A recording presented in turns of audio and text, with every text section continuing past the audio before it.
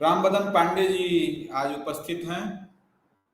हम उनका अभिनंदन करते हैं, स्वागत करते हैं इग्नू स्टडी सेंटर के द्वारा। हमारे जो अध्येता छात्रगण भी उपस्थित हैं, उनका भी अभिनंदन स्वागत करता हूं। अब मैं केंद्रीय संस्कृत विश्वविद्यालय के प्राध्यापक डॉक्टर अशोक पांडे जी को मैं निवेदन करता हूं कि आप मंगलाचरण करके मंगलाचरण करें और ताकि कक्षा प्रारंभ हो सके। आज के काउंसलर यशस्वी प्राचार्य डॉक्टर रामबदन पांडे जी को सादर प्रणाम और आज की कक्षा का मंगलाचरण आरंभ करते हैं। नौमीड्यते ब्रवपुषे तडिदंबराय गुंजावतं सपरिपीच्चल सम्मुखाय वन्यस्रजे कवलवेत्रविषाण वेणु लक्ष्मस्त्रिये मृदुपदे पशुपांगजाय लक्ष्मस्त्रिये मृदुपदे पशुपांगजाय।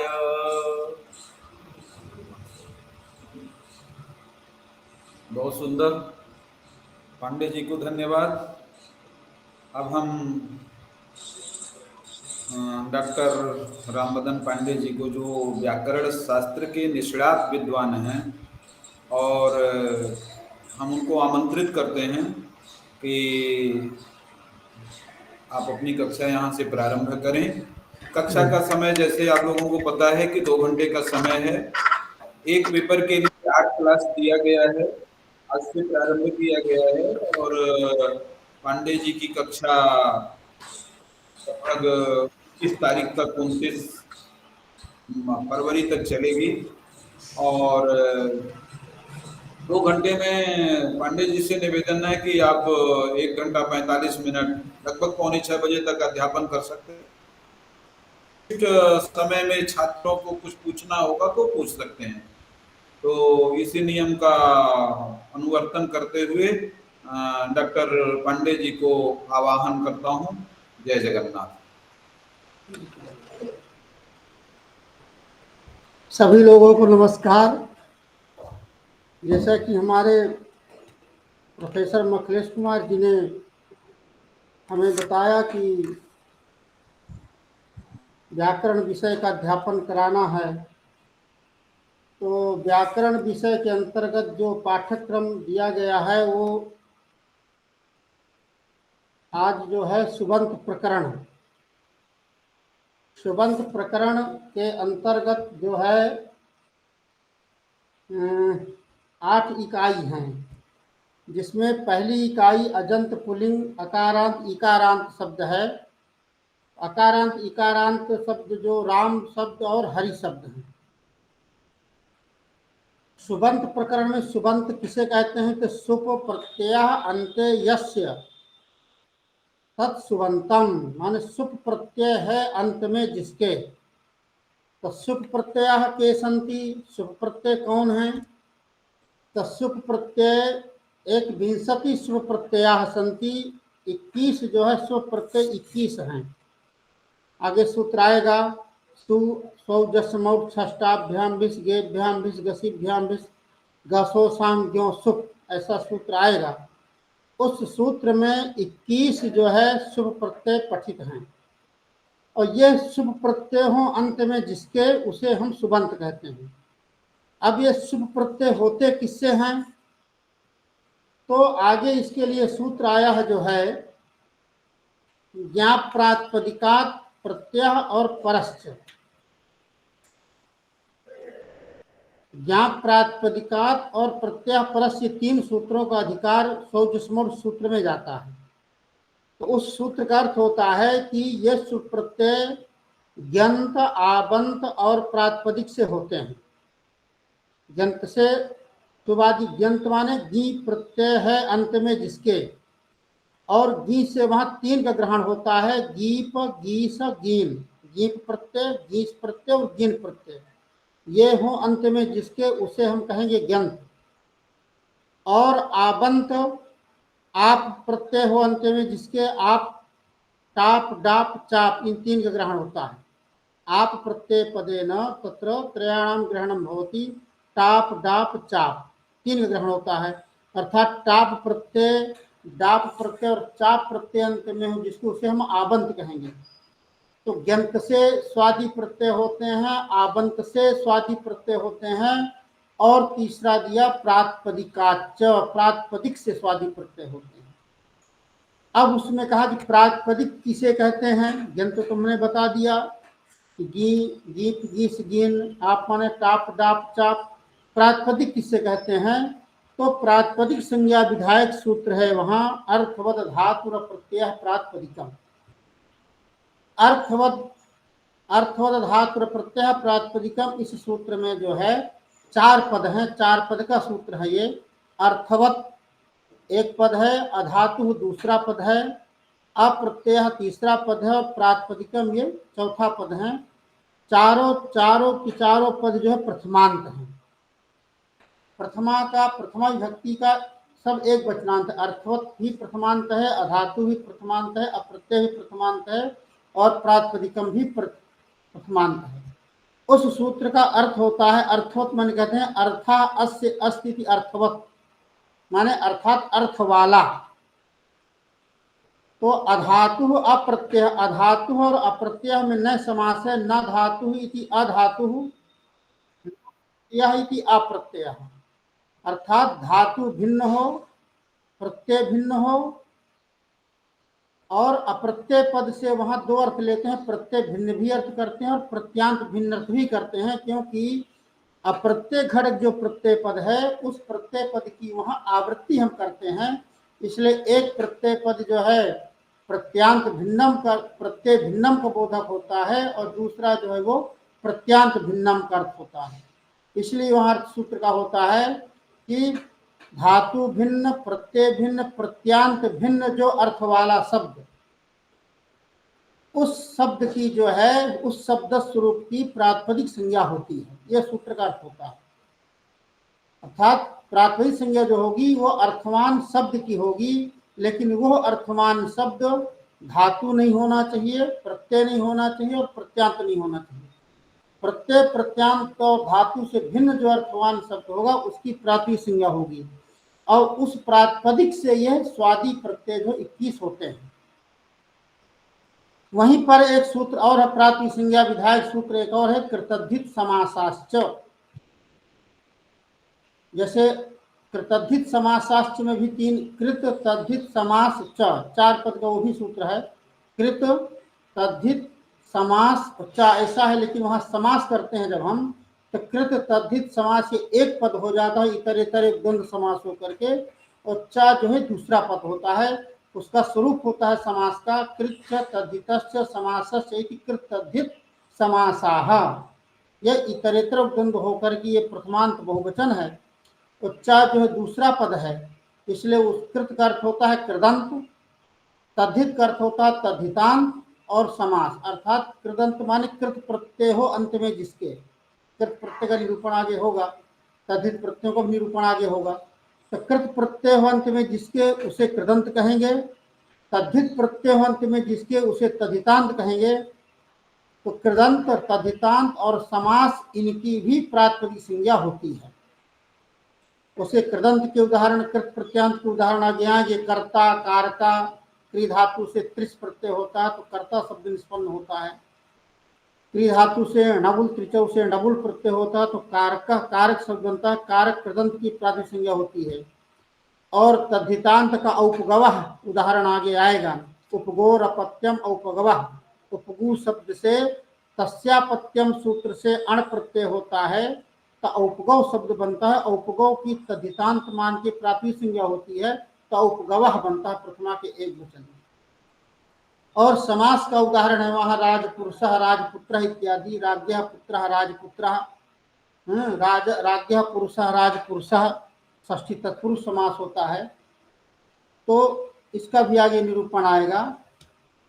तो उसके प्रातिपदिक कहेंगे हम, जो धातु प्रत्यय प्रत्यांत से भिन्न हो तथा अर्थ वाला शब्द हो उसको प्रातिपदिक कहलाता है।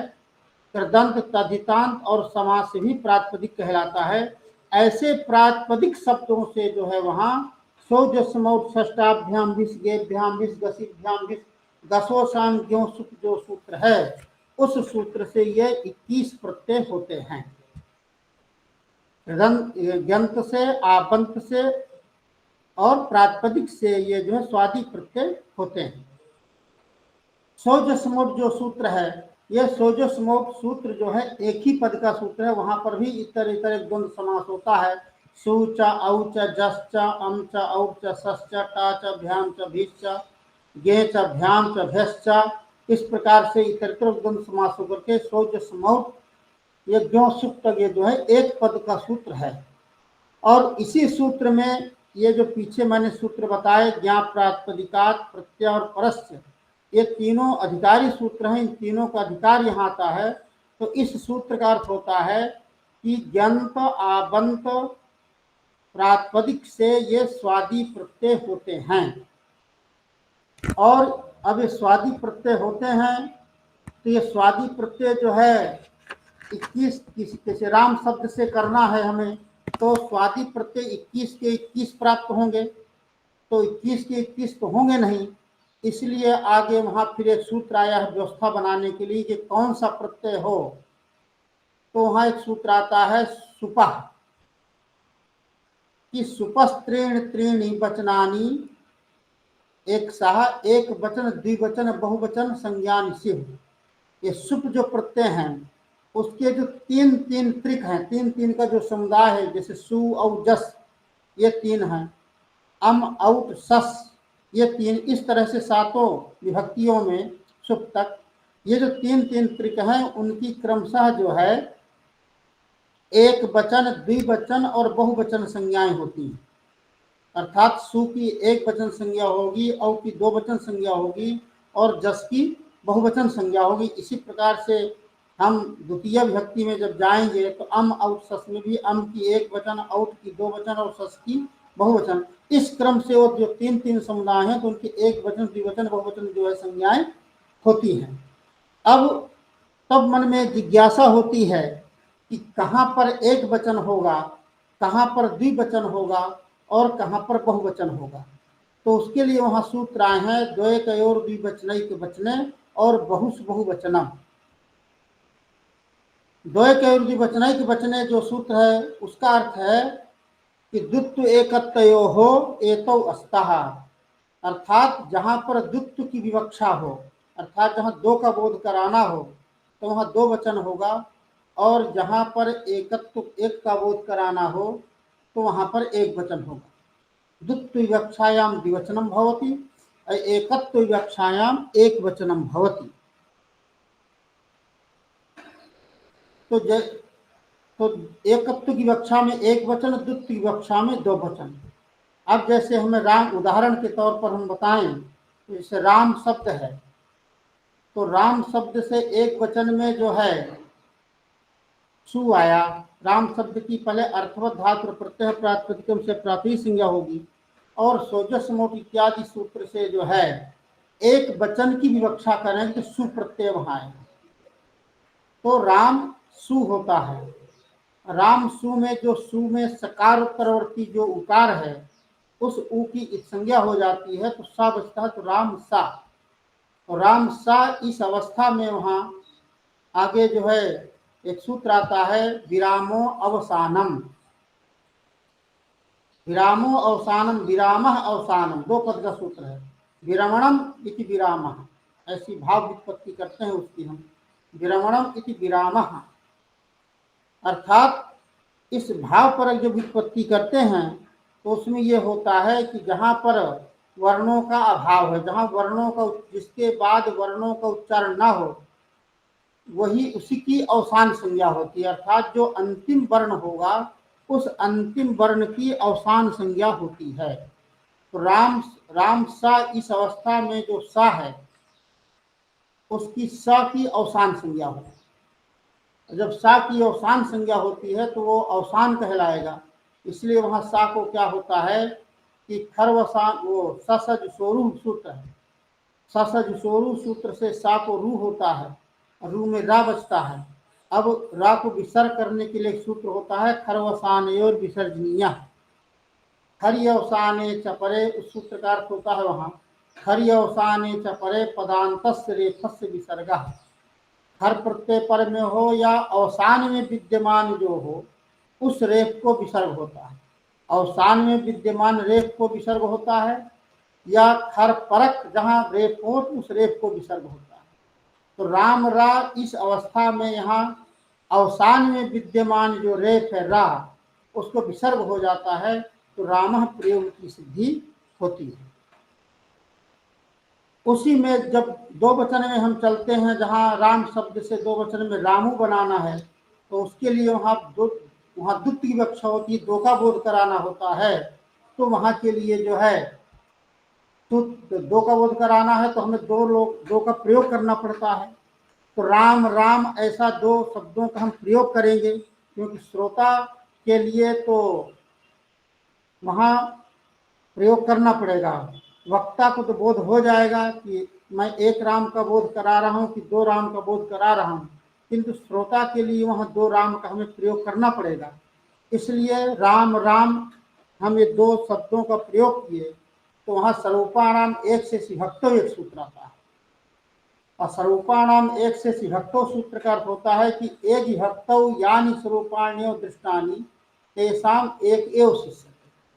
जहाँ एक ही समान के दो या दो से अधिक शब्द देखे जाएं, तो वहां पर एक ही शेष रहता है और अन्य का लोप हो जाता है। तो यहाँ दो राम हैं, इसलिए एक राम का जो लोप हो जाएगा, एक राम शेष बचेगा। जो राम शेष बचेगा वो द्वित्व का बोध कराएगा, क्योंकि हमारे यहाँ व्याकरण में न्याय है यह शिष्यते सलुप्यमानार्था विधाई। जो शेष होता है वो लुप्यमान का भी बोध कराता है। इसलिए वहां पर जो एक राम शेष रहा तो वो लुप्यमान राम का भी बोध कराएगा। इसलिए अवशिष्ट जो एक राम है वो दो का बोध कराएगा। इसलिए वहां सोच समोट इत्यादि सूत्र से प्रथमा के दो वचन में औ प्रत्यय आता है, तो राम औ होता है। राम औ इस अवस्था में फिर वहां एक सूत्र आता है वृद्धिरेचि। वृद्धिरेचि सूत्र का वहां अर्थ होता है कि आदेच परे वृद्धिरेकादेशा स्यात्। अवर्ण से जहाँ एच परे हो तो पूर्व पर के स्थान पर वृद्धि रूप एकादेश होता है। तो राम औ इस अवस्था में वहां अवर्ण रहता है, राम माँ में आ, उससे एच है औ, इसलिए दोनों पूर्व पर के स्थान पर वृद्धि होना चाहिए। वृद्धि माने क्या होता है, तो वृद्धि विधायक सूत्र होता है वृद्धिरादैच, कि आदैच वृद्धि संज्ञा से दीर्घ आ तथा ऐ औ की वृद्धि संज्ञा होती। तीन वृद्धि है आ ऐ औ, तो वहां पूर्व पर के स्थान वृद्धि प्राप्त होती है। आ ऐ इन तीन में से कोई एक होना चाहिए, तो उसका एक निषेध एक बाधक सूत्र वहां आता है प्रथमयो पूर्व सवर्ण। प्रथमयो पूर्व सवर्ण, उस सूत्र का अर्थ होता है कि अतः प्रथमा द्वितीयोरच परे पूर्व परे स्थाने दीर्घ रूप एकादेशा। जहाँ अक्ष से प्रथमा या द्वितीया संबंधी अच परे हो तो पूर्व पर के स्थान पर दीर्घ रूप एकादेश होता है। तो वहां पर राम औ इस अवस्था में अक है, राम मया मकार उत्तरवर्ती अकार, उस अक से परे जो प्रथमा विभक्ति संबंधी अच जो है औ है, तो वहां पूर्व पर के स्थान पर दीर्घ होना चाहिए। अगर पूर्व सवर्ण दीर्घ हो जाएगा तो रामो के स्थान पर रामा ऐसा प्रयोग बनेगा जो कि अशुद्ध है। इसलिए उसका भी एक निषेध सूत्र आता है वहां ना दिचि न आत इचि।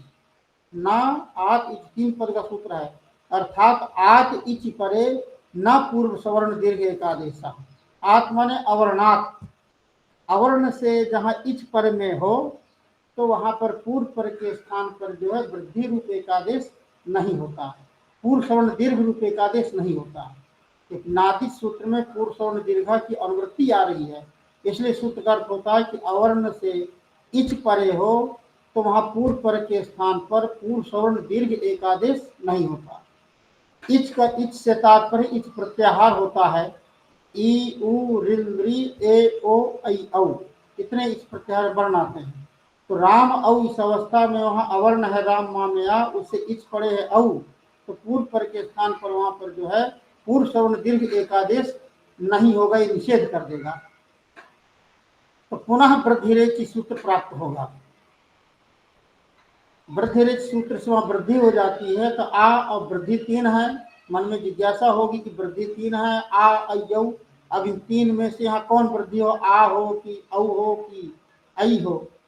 तो वहाँ पर हम जो उच्चारण स्थान मिलाते हैं, तो माँ में जो आ है उसको उच्चारण स्थान है कंठ, और औ का जो स्थान है उसका है कंठोष्ठ। अब वृद्धि अर्थात आ और औ का कंठोष्ठ उच्चारण स्थान है। वृद्धि जो 3 है आ ऐ औ, उनमें से औ का जो है कंठोष्ठ स्थान है, इसलिए औ वृद्धि वहां हो जाती है। तो माँ में जो आ है और औ, तो वहां औ हो जाता है, तो राम औ। अब माँ हलंत हो जाता है, इसलिए वहां माँ जो है हल है, तो भी औ से मिल जाता है, वर्ण सम्मेलन हो जाता है, तो रामु ऐसा प्रयोग बनता है। तो रामः रामौ ये 2 रूप बन गए।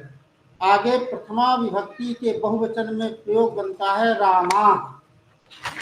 रामा सूत्र में जो है, रामा जो प्रयोग है, उस रामा प्रयोग के लिए वहां सूत्र है बहुस बहुवचनम।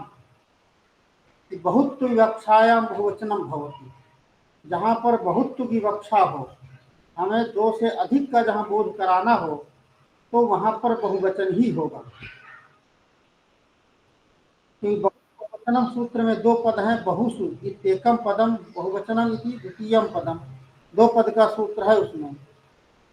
और उसके बाद फिर एक सूत्र आता है चुटु।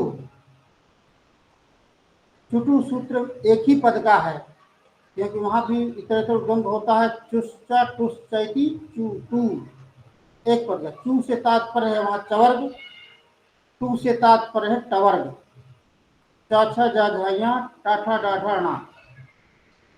वहां पर अनुवृत्ति आती है, इसलिए वहां अर्थ होता है प्रत्याद्यौ चुटु इतौ अस्ता।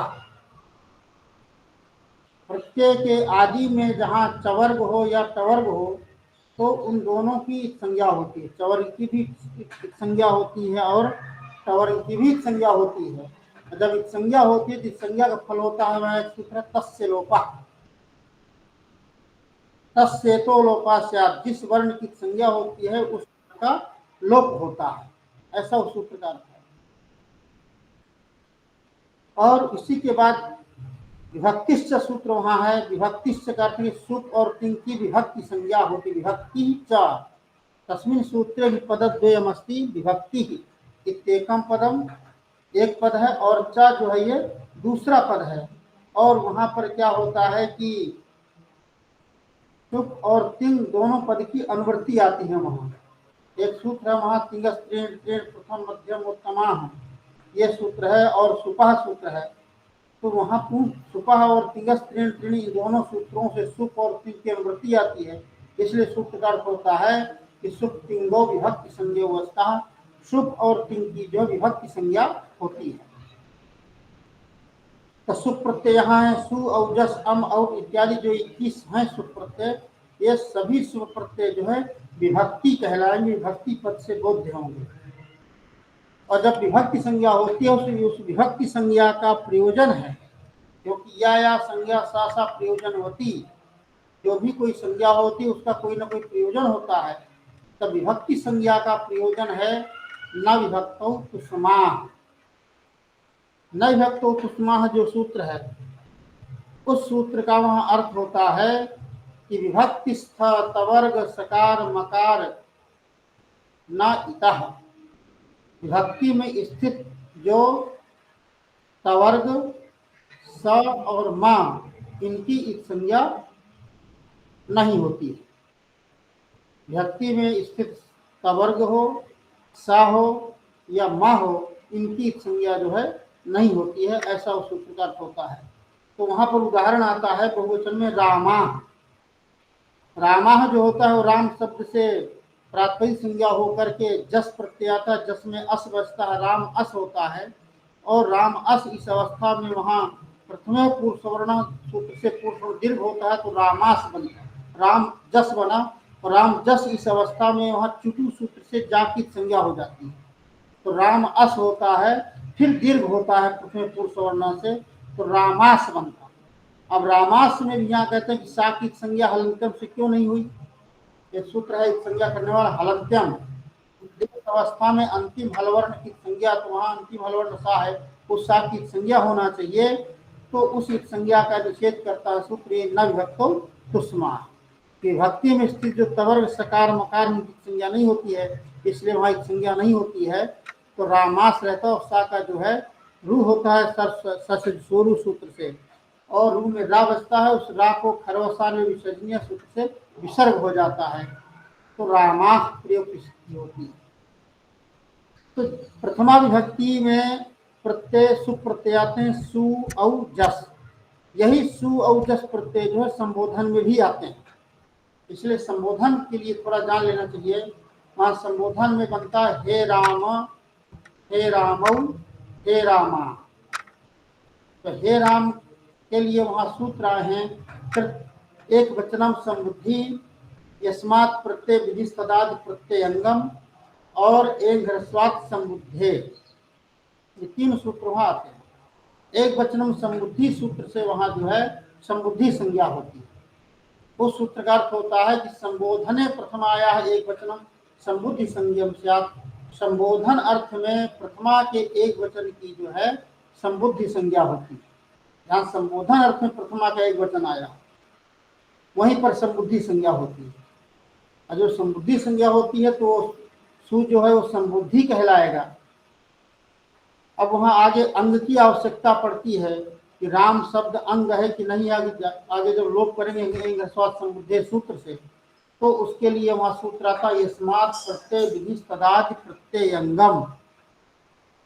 यस्मात् प्रत्यय विधि तदादि प्रत्ययंगम सूत्र का अर्थ है कि यह प्रत्यय यस्मात् क्रियते तदादि शब्द स्वरूपम तस्मिन अंगम स्यात्, जो प्रत्यय जिससे किया जाए उस प्रत्यय के परे रहते उसके आदि की अंग संज्ञा होती है। और जब अंग संज्ञा हो जाती है तो वहां सूत्र लग जाता है एक ह्रस्वात् संबुद्धे, कि एगंतात ह्रस्वंतात चांगात हल लुप्यते। तो सूत्र का अर्थ होता है कि एगंत अंग से परे या ह्रस्वांत अंग से परे संबुद्ध्यावय हल्का लोप होता है। संबुद्धे में षष्ठी है और षष्ठी अवयवा अवयवी भाव अर्थ में है, इसलिए उसका अर्थ करते हैं समुद्धि का अवयव। जैसे शरीर का जो है अवयव है हाथ, वैसे सुप्रत्यय का अवयव वहां सा होगा। तो जैसे उदाहरण आता है हे राम, तो हे राम रहता है वहां हे राम की प्राथमिक संज्ञा होती है अर्थात धातु प्रत्यय प्रातिपदिकम से, और सोजस्मौट इत्यादि सूत्र से संबोधन अर्थ में प्रथमा के एक वचन में सु आता है, सु में सा बचता है, तो हे राम सा। हे राम सा इस अवस्था में एक वचनम संबुद्धि सूत्र से वहां सा की संबुद्धि संज्ञा हो जाती है, और संबुद्धि संज्ञा के अनंतर एंग ह्रस्वात् संबुद्धे, ये एगंत अंग से परे या ह्रस्वांत अंग से परे समुद्धय हल्का लोप होता है। एगंत ए ओ हो अंत में जिसके उसे एगंत कहेंगे, और ह्रस्वांत माने ह्रस्व वर्ण हो अंत में जिसके उसे ह्रस्वांत कहेंगे। तो हे राम यहाँ ह्रस्वांत है, ह्रस्व आ है अंत में, राम मकार उत्पत्ति जो आकार है तो ह्रस्व आ है, तो यहाँ ह्रस्वांत अंग है, अंग संज्ञा हुई यस्मात् प्रत्यय विधि तदादि प्रत्ययंगम सूत्र से। तो इसलिए ह्रस्वांत अंग से परे जो सु का सा है उस सा का लोप हो जाता है, तो हे राम बनता है संबोधन।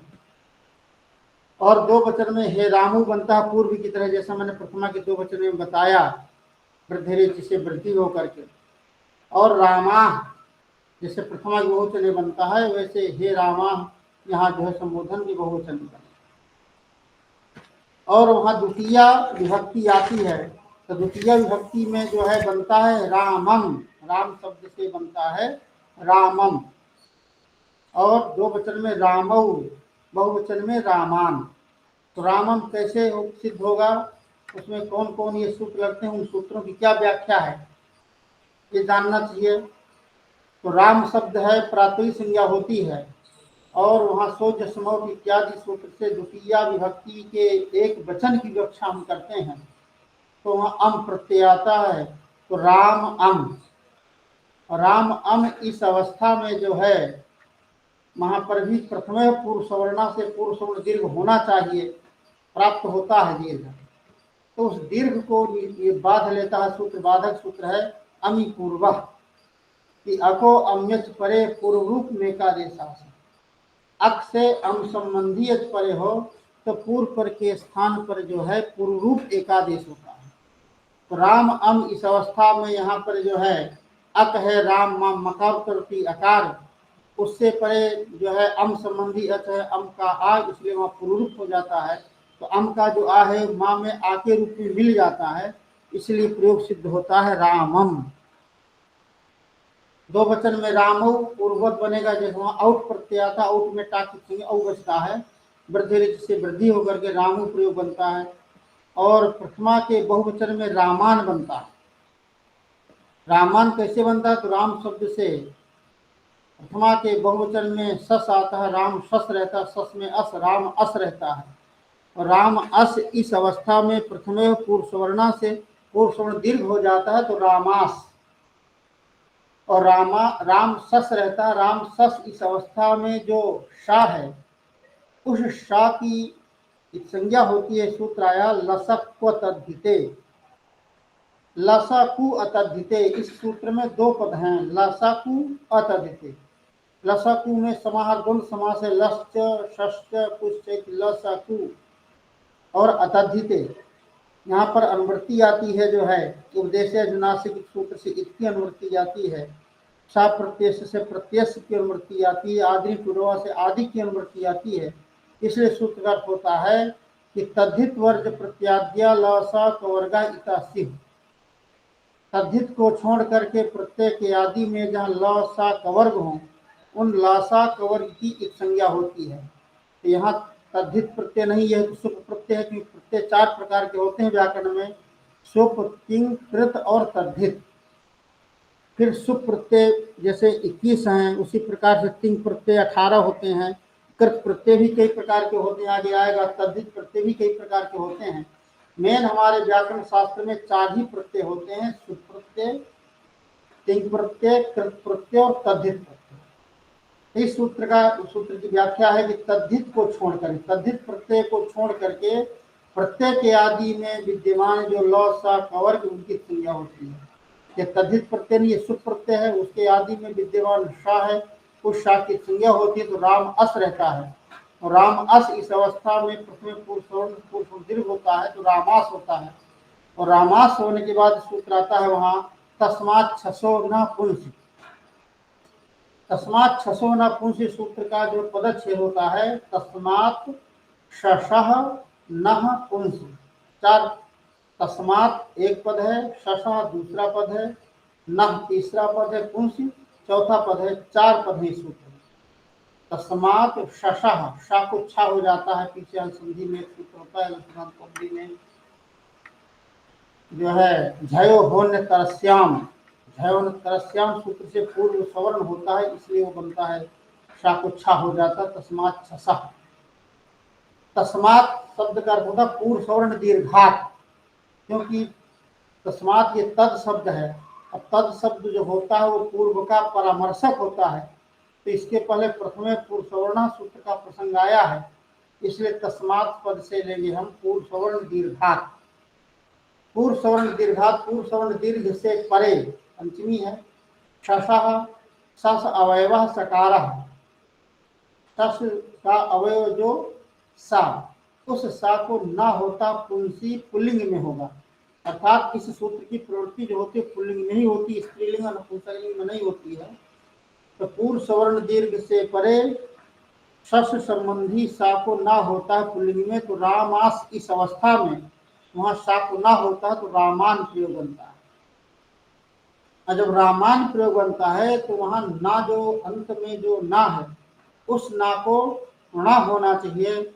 उस णत्व विधायक सूत्र आता है वहां अट कुपांग नुम विवाएपी, अट कु आंग नुम, ऐसा है पदच्छेद। अट कु आंग नुम और विवाएपी, अर्थात विवाय दूसरा पद है, विवाहे पी विवाह ये दूसरा पद है, अपी तीसरा पद है, अर्थात 3 पद का सूत्र है। अट्टु प्वांग नुम ये एक पद है, और जो है अट वहां तीसरे तरफ द्वंद्व समास होता है, अर्थात विवाह का अर्थ होता है व्यवधान। जहाँ अट कवर्ग पवर्ग आंग नुम इनका व्यवधान रहे, इनके व्यवधान रहने पर भी रसाभ्याम नस ऋण रा और सा से परे जो है ना को णा होता है, रा और सा से परे ना को णा होता है। तो रामायण में वहां पर जो है, यहाँ रा से परे जो ना है उस ना को जो णत्व प्राप्त होता है, णा होना चाहिए। रामायण में जो बीच में रेप और ना के बीच में अट पवर्ग अट का व्यवधान है, इनके व्यवधान रहने पर भी रा से परे जो ना है उस ना को णा प्राप्त हुआ, तो उसको निषेध कर देता। निषेध सूत्र है पदान्तस्य। पदान्तस्य सूत्र का यहाँ पर भी पदान्तस्य में एक ही पद है, पदान्तस्य पदयंता पदांता तस्य पदान्तस्य, एक ही पद का सूत्र है। उस सूत्र का अर्थ होता है पदान्तस्य न श्रेणो ना, पदांत में पद के अंत में विद्यमान जो ना है उस ना को जो है ना नहीं होता है, इसलिए पदांत विद्यमान जो ना है उस ना को णा नहीं होता है, तो रामायण प्रयोग की सिद्धि हो जाती है। तो इस तरह से राम शब्द के प्रथम विभक्ति में रामा रामौ रामा, द्वितीया में रामम रामौ रामान, तृतीया में बनता है वहां रामेण। उस रामेण के लिए वहां सूत्र आता है टांगसी गसाम मीनात्स्या, टांगसी गसाम इनात्स्या, टांगसी गसाम इत्येकम पदम ये एक पद है, और इन आत्स्यः त्याह ये दूसरा पद है, 2 पद का सूत्र है। टांगसी गसाम टागसी गस इनके स्थान पर क्रमशः इन आत स्या आदेश होते हैं, क्रम से होंगे, क्योंकि उधर स्थानीय भी 3 हैं जिनके स्थान पर ये आदेश होने हैं, और आदेश भी 3 है। इन आत स्या ये आदेश कोटि में आएंगे, और टा गस गस ये स्थानीय कोटि में आएंगे। तो टा गस गस इनके स्थान पर क्रमशः जो है इन आत और स्या ये आदेश होते हैं। उदाहरण वहां आता है रामेण। रामेण में राम शब्द से प्रातिसिंग होकर के तृतीया एक वचन की व्याख्या करने पर टा प्रत्यय आता है, तो राम टा होता है। टा में चुटू से टा की क्रिया वहां भी हो जाती है, तो राम आ। राम आ इस अवस्था में टांगस के सामीनाथ से सूत्र अर्थ है कि अदंता, अदंत से परे, अदंत ह्रस्व आहो अंत में जिसके उसे अदंत कहते हैं। तो ह्रस्व आ अंत में है माँ में आ, इसलिए उस अदंत से परे जो टा है उस टा को इन हो जाता, तो राम इन आवाज गुणा से गुण होकर के रामेण प्रयोग बनता है। और फिर रामेण में जो ना है उस ना को अट्ठुपांग वैवाहिक सूत्र से णत्व हो जाता, णा हो जाता है, तो रामेण प्रयोग की सिद्धि होती है। और द्वितीया एक वचन में वहां बनता है रामाभ्याम। रामाभ्याम प्रयोग कैसे बनता है उसके लिए वहां सूत्र आता है सुपिचा। सुपिचा का अर्थ होता है, वहां 2 पद का सूत्र है, सुपि और चा 2 ही पद है, और विधि सूत्र है ये, क्योंकि हमारे यहाँ सूत्र 6 प्रकार के होते हैं, संज्ञा परिभाषा विधि नियम अतिदेश और अधिकारी। उन 6 प्रकार के सूत्रों में विधि सूत्र है, इसलिए इसका अर्थ होता है न्यायादो सुपी अतो अंग से दीर्घा। न्यायादि सुप परे हो तो अदंत अंग को दीर्घ होता है। तो राम शब्द से वहाँ तृतीया 2 वचन की व्याख्या करने पर भ्याम प्रत्यय, तो राम भ्याम, राम भ्याम इस अवस्था में सुपिचा सूत्र से वहाँ दीर्घ हो जाता है। न्यायादि सुप परे भ्याम, इसलिए अदंत अंग जो माँ में आ है उस माँ के आ को दीर्घ हो जाता है, तो रामाभ्याम प्रयोग की सिद्धि है। बहुवचन में बनता है रामई, तृतीय बहुवचन में रामई, उसके लिए सूत्र वहां आता है अतो भिस ऐस के अदंत अंग से परे भिस को जो है ऐस आदेश होता है। तो राम शब्द से भिस आता है, तो राम भिस होता है। राम भिस इस अवस्था में वहां अतो भिस ऐस सूत्र से जो है भिस को ऐस आदेश होगा, क्योंकि सूत्र का अर्थ है कि अदंत अंग से परे भिस को ऐस, का अदंत अंग है राम, उससे परे जो भिस है उसको ऐ हो गए, तो राम ऐस और वृद्धि रेचि से वहाँ वृद्धि हो जाती है तो रामैस बनता है। और सा का रुक्त विसर्ग होता है, रुक्त अर्थात सूर्य से रू होगा, रू में रा बचेगा और खर और सारे विसर्जनीय सूत्र से उस रा को विसर्ग हो जाता है तो रामई प्रयोग की सिद्धि होती है। और चतुर्थी के एक वचन में वहाँ राम शब्द से रामाय बनता है, राम शब्द से प्रातिसिंग होकर के गेम प्रत्यय आता, गेम में ए बचता तो राम ए होता है, और राम ए इस अवस्था में वहाँ गेरिया है कि अतो अंगात परस गेरिया देशाचार अदंत अंग से परे जो है गे को या आदेश होता है।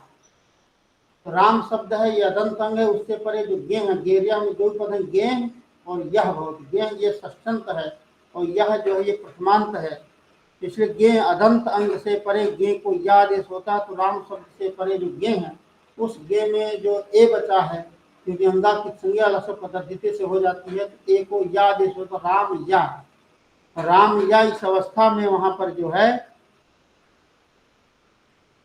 सुप्चा सूत्र से दीर्घ करना है माँ में आ को, तो दीर्घ कैसे होगा, क्योंकि यहाँ शुभ प्रत्यय परे नहीं है, क्योंकि शुभ प्रत्यय था गे, लेकिन उस गे के स्थान पर या आदेश हो गया है, या सुप नहीं है, या तो आदेश है, तो वहां पर सुप्चा सूत्र से माँ में आ को दीर्घ कैसे होगा, ऐसी जिज्ञासा होती है मन में। तो उसके लिए वहां सूत्र आता है स्थानिवद आदेशो अनल विधौ, स्थानिवत आदेश अनल विधौ, 3 पद का सूत्र वहां पर है, स्थानिना तुल्यो स्थानिवत, स्थानीय शब्द से वती प्रत्यय होकर स्थानिवत शब्द बनता है, आदेश प्रथमांत है, और अनल विधौ विधीयते विधि, अलह विधि अल विधि, ना अल विधि इति अनल विधि तस्मिन अनल विधौ, ऐसी इसकी विपत्ति होती है। अर्थात अल विधि को छोड़ करके, अल विधि को छोड़ करके आदेश जो होता है वो स्थानीयवत होता है, अर्थात स्थानीय में जो धर्म होता है वही धर्म आदेश में आ जाता है। तो यहाँ पर स्थानीय है ए, उसमें कौन धर्म है, सुप्त धर्म है, जैसे मनुष्य में मनुष्यत्व धर्म है, उसी प्रकार से यहाँ सुप प्रत्यय जो गे हैं उस गे में सुप्त धर्म है, वही सुप्त धर्म जो है यहाँ या में आ जाता है, या भी सुप कहलाता है, तो सुप्ता सूत्र से वहां पर जो है दीर्घ हो जाता है तो रामाय प्रयोग की सिद्धि होती है। अच्छा, अनल विधि में नहीं, अनल विधि अर्थात अल विधि में, अल विधि का तात्पर्य क्या है, अल विधि का तात्पर्य निषेधांश है कि जहाँ एक वर्ण में रहने वाला जो धर्म, उस वर्ण मात्र में रहने वाला जो धर्म होगा उस धर्म का जो है अतिदेश, वो धर्म जो है आदेश में नहीं आएगा। एक वर्ण में रहने, वर्ण मात्र वृत्ति जो धर्म होता है वो आदेश में नहीं आएगा। यहाँ जो धर्म हमें लाना सुप्त धर्म, वो सुप्त धर्म जो है एक वर्ण में भी रहता है सामने, और जो अनेक वर्ण है भ्याम आदि, भ्याम भ्यस, यहाँ पर भी सुप्त धर्म है ये, इसलिए सुप्त जो धर्म है वो अलमात्र वृत्ति धर्म नहीं है, इसलिए अलमात्र वृत्ति धर्म ना होने के कारण उसका यहाँ पर अतिदेश हो जाता है, माने वो धर्म वहाँ आ जाता है, इसलिए दीर्घ होकर के रामाय प्रयोग बनता है। रामाभ्याम उसी तरह बनता है पूर्व की तरह, जैसा मैंने तृतीया के 2 वचन में बताया, सुप्ता सूत्र से दीर्घ होता है, और चतुर्थी बहुवचन में रामेभ्या बनता है, उसके लिए सूत्र आया है बहुवचने झल्ले, बहुवचने झल एक, 3 पद सूत्र है इसमें, ये भी विधि सूत्र है। बहुवचने झली, बहुवचने एक पद है, झली दूसरा पद है, एक तीसरा पद है, अर्थात बहुवचने झली पड़े, बहुवचन झल पड़े हो, झलादि बहुवचन, वहाँ झली में तदादि विशेषण है, इसलिए वहाँ सप्तम्यंत है तो तदादि विधि हो जाती है, परिभाषा है वहाँ यशुनि विधि तदादा वाला ग्रहण है, तो तदादि विधि होकर के वहाँ सूत्रकार होता है कि झलादि बहुवचन सुप परे हो तो अदंत अंग को एकार होता है, अदंत अंग को ए होता है। जैसे यहाँ राम शब्द से प्रातिसिंग होकर चतुर्थी बहुवचन में भ्यस आता है, राम भ्यस रहता है, तो झलादि बहुवचन सुप यहाँ भ्यस परे है, क्योंकि भ्यस में तीनों चीज है, झलादि भी है, बहुवचन भी है और सुप भी है। झलादि माने झल प्रत्याहार का वर्ण आदि, झल प्रत्याहार वर्ण आदि भी है वहाँ भा, इसलिए झलादि बहुवचन भ्यस पड़े है तो अदंत अंग जो माँ में आ है उसको ए हो जाता तो राम में भ्यस बनता है, और साका जो रुक्त विसर्ग हो जाता है तो राम में भ्या प्रयोग की सिद्धि होती है। चतुर्थी के ये चतुर्थी का रूप हो गए रामाय रामाभ्याम रामेभ्यः, और पंचमी में वहाँ रामात बनता है। तो रामात रामाद रामात प्रयोग की सिद्धि कैसे होती? तो राम शब्द से प्रातिसंज्ञ होकर के वहाँ पंचमी एक वचन में घसी प्रत्यय आता, तो राम घसी, और घसी में अस बचता है तो राम अस रहता है। और राम अस इस अवस्था में वहाँ जो है दीर्घ हो जाता है, आकाश होने दीर्घा से, तो रामात बनता है। घसी में अस को जो है टांगस के साथ मीनाक्षा सूत्र से जो है आत हो जाता है, तो राम आत होता है। तो राम आत इस अवस्था में दीर्घ होता है, रामात होता है। रामात में जो ता है उसका कोई सूत्र झलाम जसवंते सूत्र से वहां जस्त हो जाता है, तो रामाद होता है। और रामाद जब होता तो वहां सूत्र एक आता है वा अवसाने, वा अवसाने, अवसाने झलाम चरो वा, अवसान में विद्यमान जो है झल को चर होता है। अवसान मैंने पीछे बता दिया, विरामो अवसानम, वर्णों के अभाव की अवसान संज्ञा होती है। यहाँ अवसान में अंत में विद्यमान जो झल है दा, उसको चर हो जाता है, तो रामात प्रयोग बनता है। और ये चूंकि ये सूत्र विकल्प से करता है, एक बार चर चर करेगा, एक बार चर नहीं करेगा। तो जब नहीं करेगा तब बनेगा रामाद, जब चर कर देगा तो रामात बनेगा। रामात रामाद ऐसे दो प्रयोग सिद्धि होती है। और रामाभ्याम रामेभ्यः, रामाभ्याम रामेभ्यः वैसे ही बनते हैं। राम शब्द के षष्ठी में वहाँ रामस्य बनता है। राम शब्द से जो है षष्ठी एक वचन में गस आता है, गस को जो है टांगस के साथ मीनाक्षा सूत्र से गस को स्या होता है, तो रामस्य बन जाता है। रामयोह के लिए वहाँ सूत्र होता है ओ सिच्चा। ओ सिच्चा का अर्थ है कि ओ सिच्चा में दो पद, ओस एक पद है, चा दूसरा पद है। ओ सिच्चा का अर्थ है कि ओस प्रत्यय पर में हो तो अदंत अंग को ए होता है। ओस प्रत्यय परे हो तो अदंत अंग को ए होता, तो राम शब्द से प्रातिसंज्ञ होकर के षष्ठी दो वचन में ओस आता, तो राम ओस। राम शब्द अदंत है, इसलिए वहां माँ में जो आ है उसको ए हो जाता है, तो रामे ओस। रामे ओस इस अवस्था में वह एचो एवं एक सूत्र है, वहां पर एच ए ओ अयो के स्थान पर वहां आय औ आय आव ये चार आदि सूत्र पड़े रहते। तो यहाँ रामे में जो ए है उस ए को अयादेश हो जाता है, तो राम अय ओस वर्ण सम्मेलन होता है, जो हल वर्ण है वो अच वर्णों से मिलते हैं, इसलिए रामयोस साकार विसर्ग हो जाता है, तो रामयो प्रयोग की सिद्धि होती है। और षष्ठी बहुवचन में रामाणाम बनता है। वहाँ राम शब्द से जो है षष्ठी बहुवचन की व्याख्या के अंदर आम आता है, राम आम होता है। राम आम इस अवस्था में वहाँ हर्ष नद्यापोनुट, हर्ष नद्यापोनुट सूत्र, हर्स्व नद्यापः, हर्स्व नद्यापः ये एक पद है, अनुट दूसरा पद, दो पद का सूत्र है। हर्ष नद्यापः में भी समाहार द्वंद्व समास होता है। ये उसका अर्थ होता है कि ह्रस्वंता नद्यंता दावंता चांगात परस्यामोनुगागमः, ह्रस्वांत अंग से परे या नदी नद्यंत अंग से परे या आबंत अंग से परे आम को लुट का आगम होता है। ह्रस्वांत से तात्पर्य है कि ह्रस्व वर्ण हो अंत में जिसके।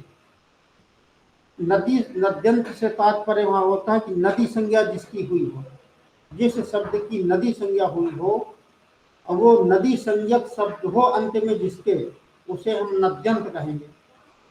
और आबंत मैंने बताया, आबंत माने आप प्रत्यय, टाप डाप चाप, ये हो अंत में जिसके, उसे हम आबंत कहेंगे।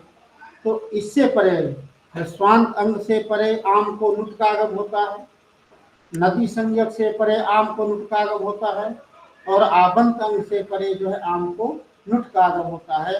तो यहाँ पर जो है राम आम इस अवस्था में, ये राम जो है ह्रस्वांत अंग है, उस ह्रस्वांत अंग से परे जो आम है उस आम को लुट का आगम होता है।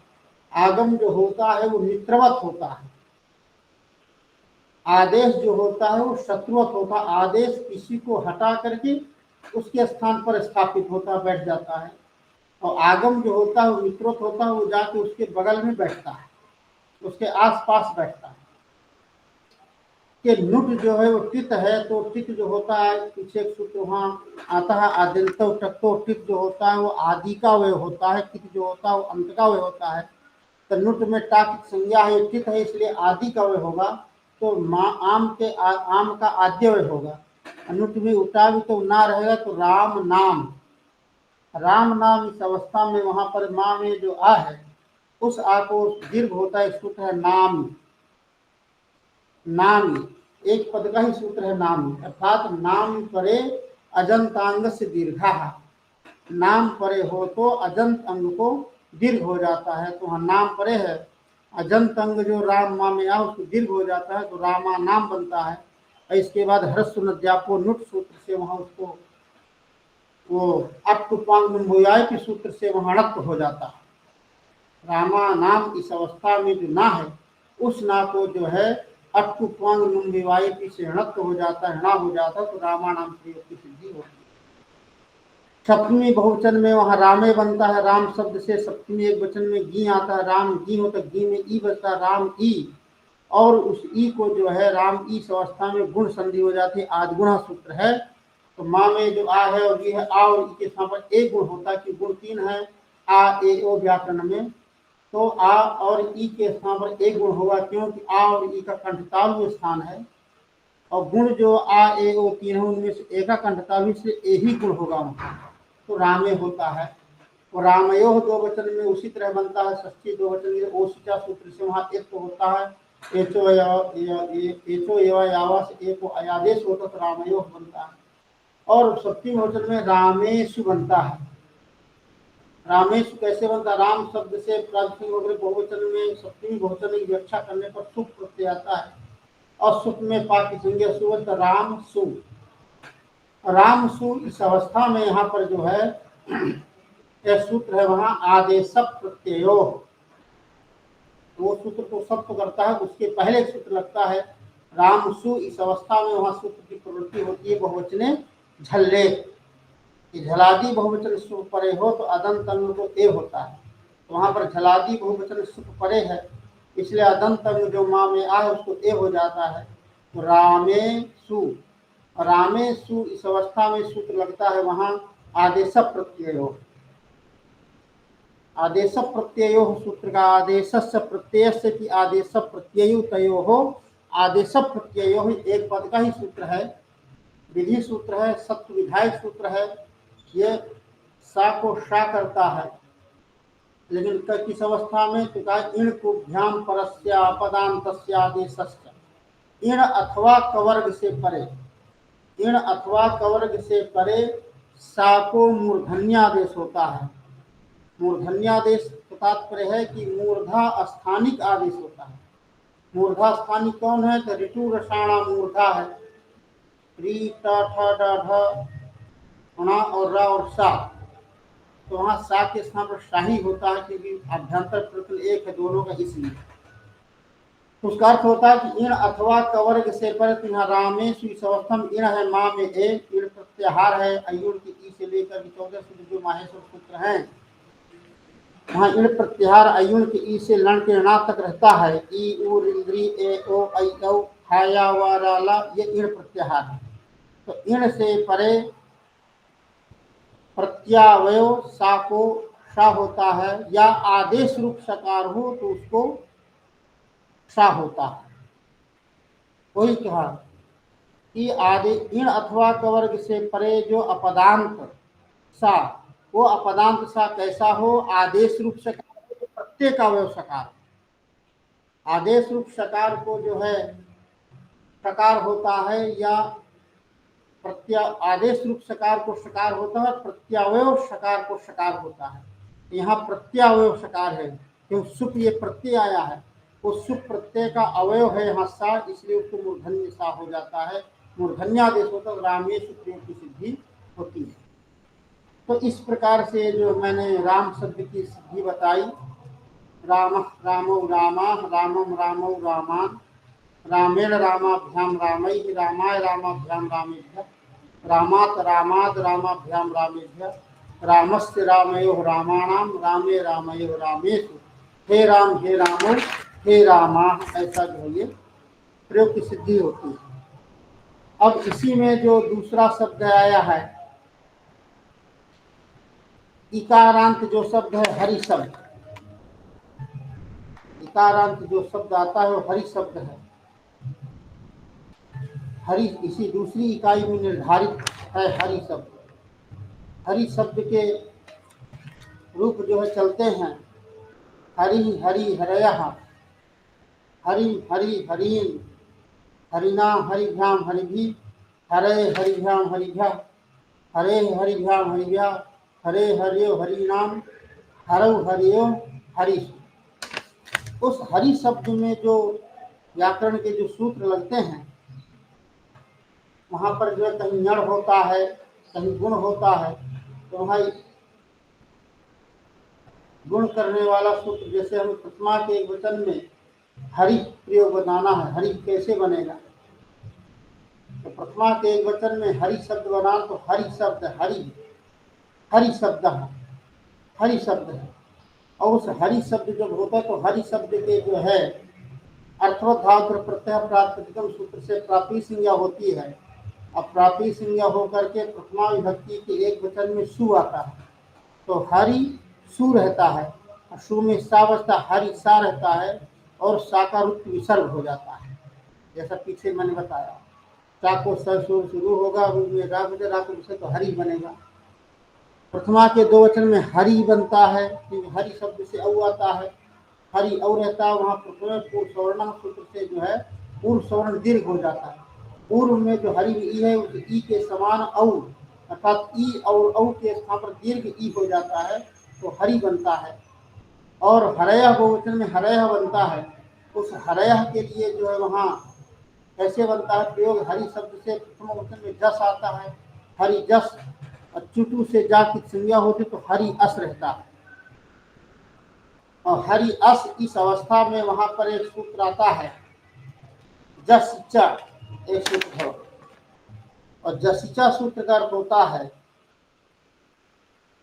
कि ह्रस्वांत अंग को गुण होता है, ह्रस्वांतांगस्य गुणा से जस, ह्रस्वांत अंग को गुण होता है जस परे रहते, तो जस परे है वहाँ ह्रस्वांत अंग जो हरि है, उस हरि को गुण हो तो पूरे हरि को तो होगा नहीं, इसलिए वहाँ एक सूत्र होता है, उसका सहायक सूत्र है अलो अंत्यस्य, कि षष्ठी को निर्देश करके होने वाला जो कार्य अंत्यल को होता है, तो षष्ठी ह्रस्वांतांगस्य में षष्ठी है, उस षष्ठी को निर्देश करके जो कार्य कहा गया गुण कार्य अंत्यल को होगा, तो हरि में जो ई है उस ई को गुण होता है ए।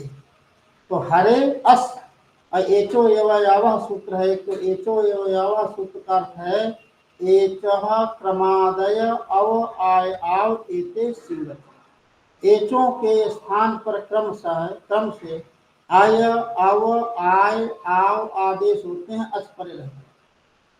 तो एच क्या है? एच प्रत्यार है, इसमें चार वर्ण आते हैं, ए ओ आई औ। तो ए ओ आई औ के स्थान पर क्रम से आय आव आय आव ये आदेश होंगे, तब अच परे रहते हैं।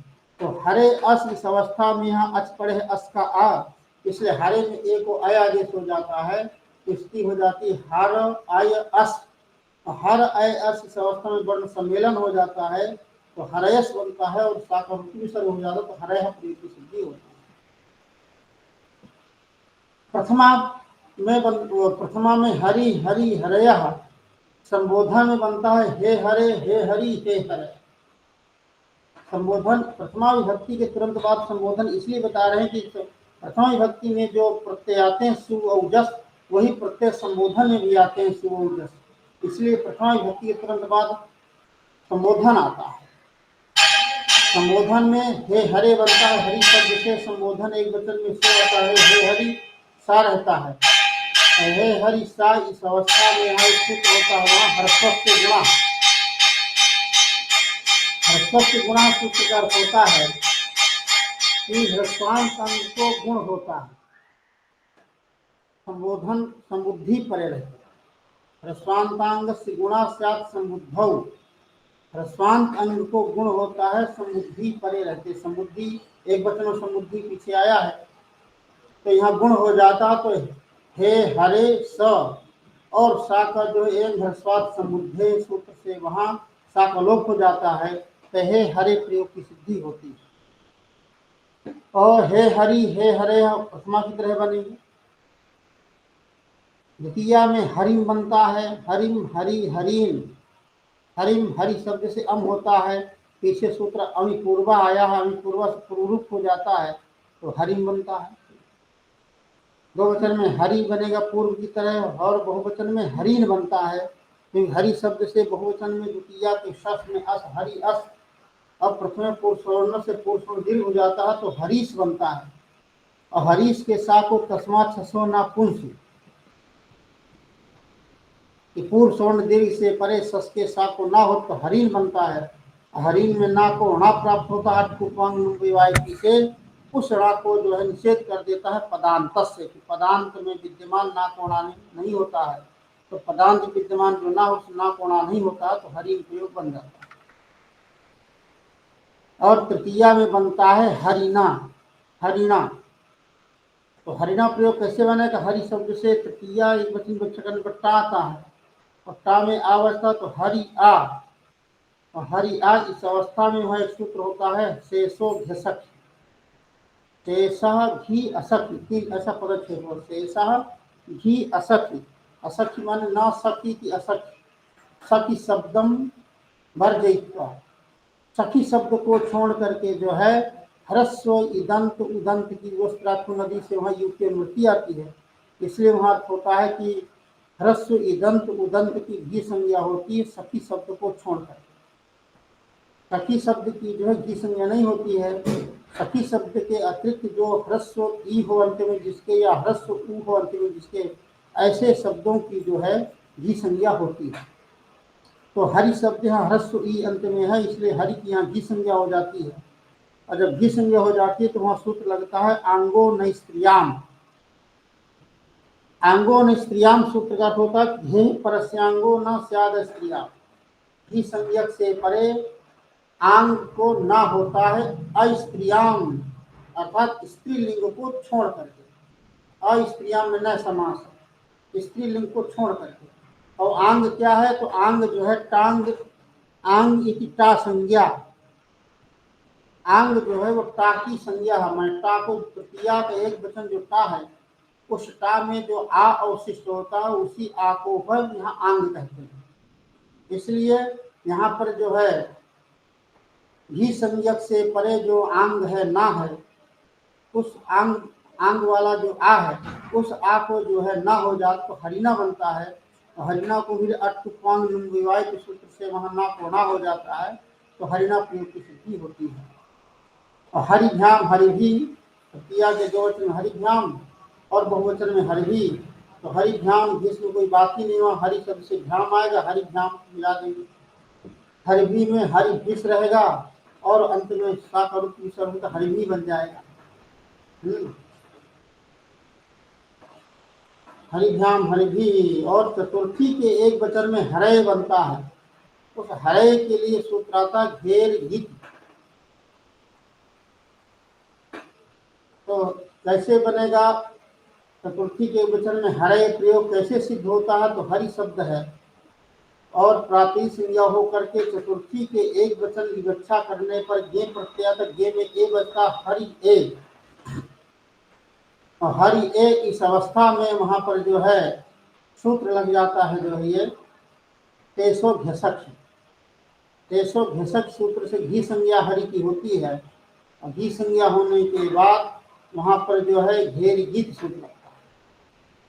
घेर गीत सूत्र में दो पद, घेन गीत, घे का तात्पर्य है कि घी संज्ञक गुणा, गुण की अनुवृत्ति आती है वहां, इसलिए सूत्र का अर्थ होता है कि घी संज्ञक से परे, घी संज्ञक को गुण होता है गीति सुख परे, गीत सुख परे, गीत का तात्पर्य होता है जहाँ अंगा की संज्ञा हो, नकारः इति यस्य तत् गीत, जहाँ पर अंगा की संज्ञा होती है उसे गीत कहते हैं, कि गीत प्रत्यय है ए, इसलिए घी संज्ञा जो हरि की हुई है यहाँ पर उसको गुण हो जाएगा तो हरे ए बनेगा, और हरे ए इस अवस्था में वह एचो एवा यावा सूत्र से ए को अयादेश हो जाता है, तो हरे प्रयोग की सिद्धि होती है।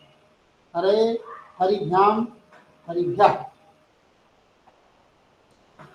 पंचमी एक वचन में हरे बनता है, हरि शब्द है, प्राति संज्ञा हुई, पंचमी वचन में घस आया, घस में अस बचे तो हरि अस। हरि अस इस अवस्था में यहाँ पर भी घी संज्ञा होती है, शेष घसक से घी संज्ञा जो होती है घेरगित से यहाँ भी गुण हो जाता है। तो हरे अस, हरे अस इस अवस्था में एक वहाँ सूत्र आता गस गसोस, एंगों गस गसोरति, एंगों गस गसोरति पूर्व रूप में एकादेशास्या। एंग से जहाँ गस या गस संबंधी आप परे हो, पूर्व पर के स्थान पर पूर्व रूप एकादेश होता है। तो वहाँ एंग है इसलिए पूर्व रूप हो जाता है, वहाँ पर पूर्व रूप हो गया तो वहाँ पर जो है हरेश हो गया, साकर हो गए हरेश हो गया। और दो वचन में हरिभ्याम हरिभ्या, दूसरा लगा ध्यान हरिभ्याम हरिभ्या। और षष्ठी में हरे हरियो हरिनाम, हरे बनेगा षष्ठी एक वचन में, पंचमी एक वचन की तरह। और षष्ठी दो वचन में हरियो बनेगा, हरि शब्द से ओस आएगा, हरि ओस। तो हरि ओस इस अवस्था में वहां पर क्या होता है कि इको यण सूत्र लग जाता है। तो इकोड़े सूत्र से वहां पर यण हो जाता है, हरि में जो ई है उस ई को यण या हो जाता है। तो हरि हर या ओस वर्ण सम्मेलन हो जाता, हरिओस सा का वृत्ति विसर्ग। हरिओम हरिनाम, षष्ठी बहुवचन में हरि हरिनाम, हरि शब्द से आम आता है, हरि आम। हरि आम इस अवस्था में हर सुनद्यापो नुट सूत्र से नुट का आगम होता है। नुट में न में जो ऊ है उसकी संज्ञा होती है और ताकिद संज्ञा होती, न बचता तो हरि ना आम, ना आम के ऐसे मिलता तो हरि नाम। और नाम ही सूत्र से दीर्घ होता है, वहां हरि में ई को हरि नाम। और अट्टुपांग सूत्र से अणत्व होता तो हरि नाम की सिद्धि होती है। सप्तमी बहुवचन में वहां सूत्र आता है अच्छघेह, और हरि शब्द के सप्तमी एक वचन में रूप बनता है हरऊ। हरऊ कैसे बनेगा, हरि शब्द से जो है, हरि शब्द से सप्तमी एक वचन में गी आया, गी में ई बचेगा तो हरि गी, गी में गा की संज्ञा हरि ई। हरि ई इस अवस्था में शेषो घसक से जो हरि की घी संज्ञा हो जाती है। जब घी संज्ञा हो गई सूत्र लग जाता अच्छघे। अच्छघे सूत्र का अर्थ क्या, अच्छघे माने अत च घे। अच्छघे सूत्र का अर्थ होता है यहाँ इदोध्याम की अनुवृत्ति आती है, औत की अनुवृत्ति आती है, गे की अनुवृत्ति आती है, अंगस्य का अधिकार है। तो सूत्र का अर्थ होता है इदोध्याम उत्तरस गेरौ और घेरत, अर्थात घेह अत भवति। इदंत उदंत से परे, ह्रस्व इदंत उदंत से परे जो घी, उस घी को औ आदेश होता है, और तथा घी संज्ञा को आ होता है, जिसकी घी संज्ञा होती है उसको आ होता है। यहाँ घी संज्ञा जो हरि की हुई है तो हरि में ई को आ हो जाएगा तो हर हो जाएगा, और घी में ई को औ हो जाएगा तो हर औ। अर्थात अच्छघे सूत्र से दो कार्य होते हैं। अनेन सूत्रेण कार्यद्वयं विधीयते, एकस्तावत् घी के स्थान पर औ, और दूसरा जो है घी संज्ञा जो हरि में ई की हुई है उस ई को आ हो जाता तो हर औ। हर औ इस अवस्था में वहां एक सूत्र लग जाता है वृद्धिरेच।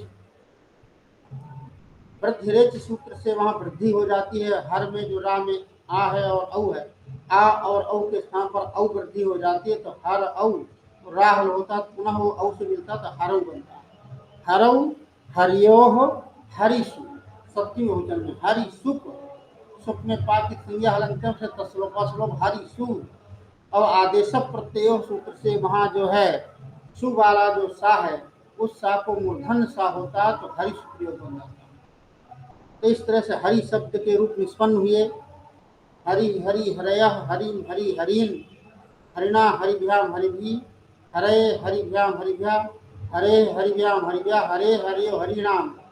और सप्तमी हरव हरियो हरिषु, और संबोधन में हे हरे हे हरि हे हरय। ऐसे हरि शब्द के रूप बनते हैं। इस तरह से जो पहली इकाई है आपकी, जो पहली इकाई में जो दो शब्द दिए गए थे, अकारांत राम और इकारांत हरि, ये दो निष्पन्न हुए। अब उसमें जो दूसरी इकाई थी, दूसरी इकाई में जो शब्द रूप निर्धारित थे,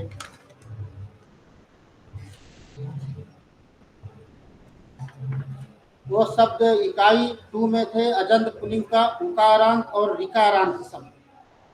अब उकारांत और ऋकारांत शब्दों का जो है हम निरूपण कर रहे हैं। तो उकारांत जो शब्द है, उकारांत का अर्थ होता है कि ह्रस्व उ हो अंत में, उ हो अंत में जिसके। जैसे वहां है साधु शब्द, साधु साधु शब्द और हरि शब्द जो पीछे पढ़े आप, तो हरि शब्द और साधु शब्द की जो प्रयोगों की जो सिद्धि है, उनकी जो प्रक्रिया है, उस प्रक्रिया में कोई अंतर नहीं, प्रक्रिया वही है। सिर्फ हरि शब्द में ह्रस्व ई है और साधु शब्द में ह्रस्व उ है। अर्थात हरि शब्द में जो सूत्र लगते हैं, जितने सूत्रों का निरूपण हमने किया, वही सारे सूत्र जो है यहाँ साधु शब्द में लगते हैं। जैसे साधु शब्द के प्रथमा एक वचन में साधु बनता है, वहाँ हरि शब्द में हरि ही बनता है। तो साधु शब्द से सु आता है, सु का विसर्ग होता है तो साधु बनता है। दो वचन में यहाँ साधु बनेगा, साधु शब्द से औ आएगा, साधु औ प्रथम पुरुष सवर्ण से दीर्घ हो जाएगा तो साधु बनेगा। बहुवचन में साधव बनेगा, साधु शब्द से जस आएगा, जस में यस, साधु अस, ह्रस्व से गुणा सूत्र पीछे जो बताया उससे गुण हो जाता है। धा में उनको ओ गुण होता है तो साधो अस, अयचो यवयावा से ओ को अव आदेश हो जाता है तो साध अव अस वर्ण सम्मेलन करते हैं, साधवस होता है, साकार होता है तो साधव बनता है। द्वितीय एक वचन में साधुम बनता है, साधुअम पूर्वा से प्रोरित होता है साधुम। दो वचन में साधु, साधु औट टाकी संज्ञा, साधु साधु औ प्रथम पुरुष सवर्ण पुरुष दीर्घ होती साधु बनता है। और बहुवचन में साधुन बनता है, जो साधु शब्द से सस आता है, सस में अस बचता साधु अस रहता है। और साधु अस इस अवस्था में वहाँ दीर्घ हो जाता तो प्रथम पुरुष सवर्ण पुरुष दीर्घ होता साधु, सा को तस्मात ससोना पुंसी, तो वहाँ सा को ना होता तो साधुन प्रयोग बनता। तृतीया एक वचन में साधुना बनेगा, वहाँ पर भी साधु शब्द से टा आएगा, टा में आ बजे साधु आ रहेगा, वहाँ भी शेष सूत्र से घी संज्ञा होती है। और टा में जो आ है उसको आंगो न स्त्रियाम से ना होता है, साधुना बनेगा। अब वहाँ हरिना बनता है, वहाँ ना कोणा हुआ, किंतु साधुना में ना कोणा नहीं होता अटकुपांग से, क्योंकि अटकुपांग सूत्र वही होता है जहाँ रा अथवा सा से परे। तो साधु साधु शब्द में रा और सा दोनों नहीं है, इसलिए यहाँ पर ना कोणा नहीं होता, साधुना ही होता, वहाँ नकार श्रुति ही होती है। तो साधुना, साधुभ्याम, साध्वी। चतुर्थी एक वचन में साधवे होता है, साधु शब्द से ज्ञ आता है, साधु ये रहता है, वहाँ पर जो है ये संज्ञा होती है, घेरगित से गुण होता है साधो ए, एचो यवयावा से ओ को आवादेश साध अव ए विलादित साधवे, साधवे साधुभ्याम साधुभ्या। पंचमी में साधो बनता है, साधु शब्द से गसी आता, गसी में साधु अस, गस गसोच घी संज्ञा होती, घेरित गुण होता साधो अस, गस गसोच सूत्र से पुरूप होता है तो साधोस बनता है, साधो साधो। साधुभ्याम साधुभ्या। और षष्ठी एक वचन में भी साधो बनेगा, और दो वचन में साधवोह बनेगा। कैसे बनेगा? साधु शब्द से ओस आएगा, साधु ओस। जब साधु ओस होता है तो यहाँ पर इको यणच सूत्र लगता है, इको यणच सूत्र से यहाँ साधु में जो था में उ है, उस उ को यण हो जाता है। जब यण हो जाएगा तो साध वा ओस मिला देंगे, साधोस साकार रुचि विसर्ग हो जाएगा तो साधो बनता है। बहुवचन में साधु नाम, साधु शब्द से आम आएगा, साधु आम रहेगा। महारस नद्यापुरुष होता साधु नाम, और नामी सूत्र से दीर्घ हो जाता है तो साधु नाम। सप्तमी एक वचन में साधव, तो साधु शब्द से घी आएगा, घी साधु घी संज्ञा होगी वहाँ, तो घेरगित सूत्र से जो है घी को अव होगा और धा में जो ऊ है उस ऊ को आ हो जाता है तो साध औ, अब वृद्धि से वृद्धि होकर साधु प्रयोग होता है। साधौ, साधो, साधुषु। संबोधन में हे साधो, हे साधु, हे साधो, ऐसे प्रयोग की सिद्धि होती है साधु शब्द की। तो साधु शब्द का निरूपण हुआ, उसके रूप आप चला लेना। प्रथमा में साधु साधु साधवा, द्वितीया में साधुम साधु साधून, तृतीया में साधुना साधुभ्याम साधुवी, चतुर्थी में साधवे साधुभ्याम साधुभ्या, पंचमी में साधो साधुभ्याम साधुभ्या, षष्ठी में साधो साधवो साधूनाम, सप्तमी में साधु साधो साधुषु, संबोधन में हे साधो हे साधु हे साधवा। इस प्रकार से साधु शब्द के रूप चलते हैं। अब आगे ऋकारांत शब्द आता है पितृ शब्द। पितृ शब्द ऋकारांत है, री है अंत में, पितृ। पितृ शब्द के प्रथमा के एक वचन में पिता बनता है। पितृ शब्द के जो है प्रथमा के एक वचन में पिता बनता है। पिता कैसे बनता है? तो पिता पितृ शब्द रहता है, और पितृ शब्द से जो है संबोधन के एक वचन में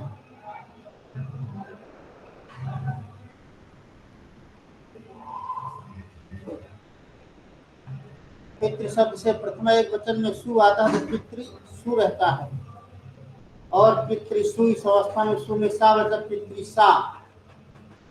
अब पितृसा इस अवस्था में वहां सूत्र है आता है ऋतोंगी सर्वनाम स्थानयो। ऋतोंगी सर्वनाम स्थानयो सूत्र में जो है सूत्र का पद से रीता गी सर्वनाम स्थान। रीता ये षष्ठंत है, एक पद है, और गी सर्वनाम स्थानयो, गी च सर्वनाम स्थानं चैति गी सर्वनाम स्थानौ तयो हो गी सर्वनाम स्थानयो। ऐसा इतर इतर द्वंद्व समास होकर के गी सर्वनाम स्थानयो, ये सप्तमी का दो वचन है। अनुवृत्ति यहाँ सूत्रों की आती है, अंगस्य का अधिकार है, गुण की अनुवृत्ति है, गी और सर्वनाम स्थान। तो सूत्र का अर्थ होता है ऋदंतांगस्य गुणः स्यात् गौ सर्वनाम स्थाने च। ऋदंत अंग को गुण होता है गी पर में हो या सर्वनाम स्थान पर में।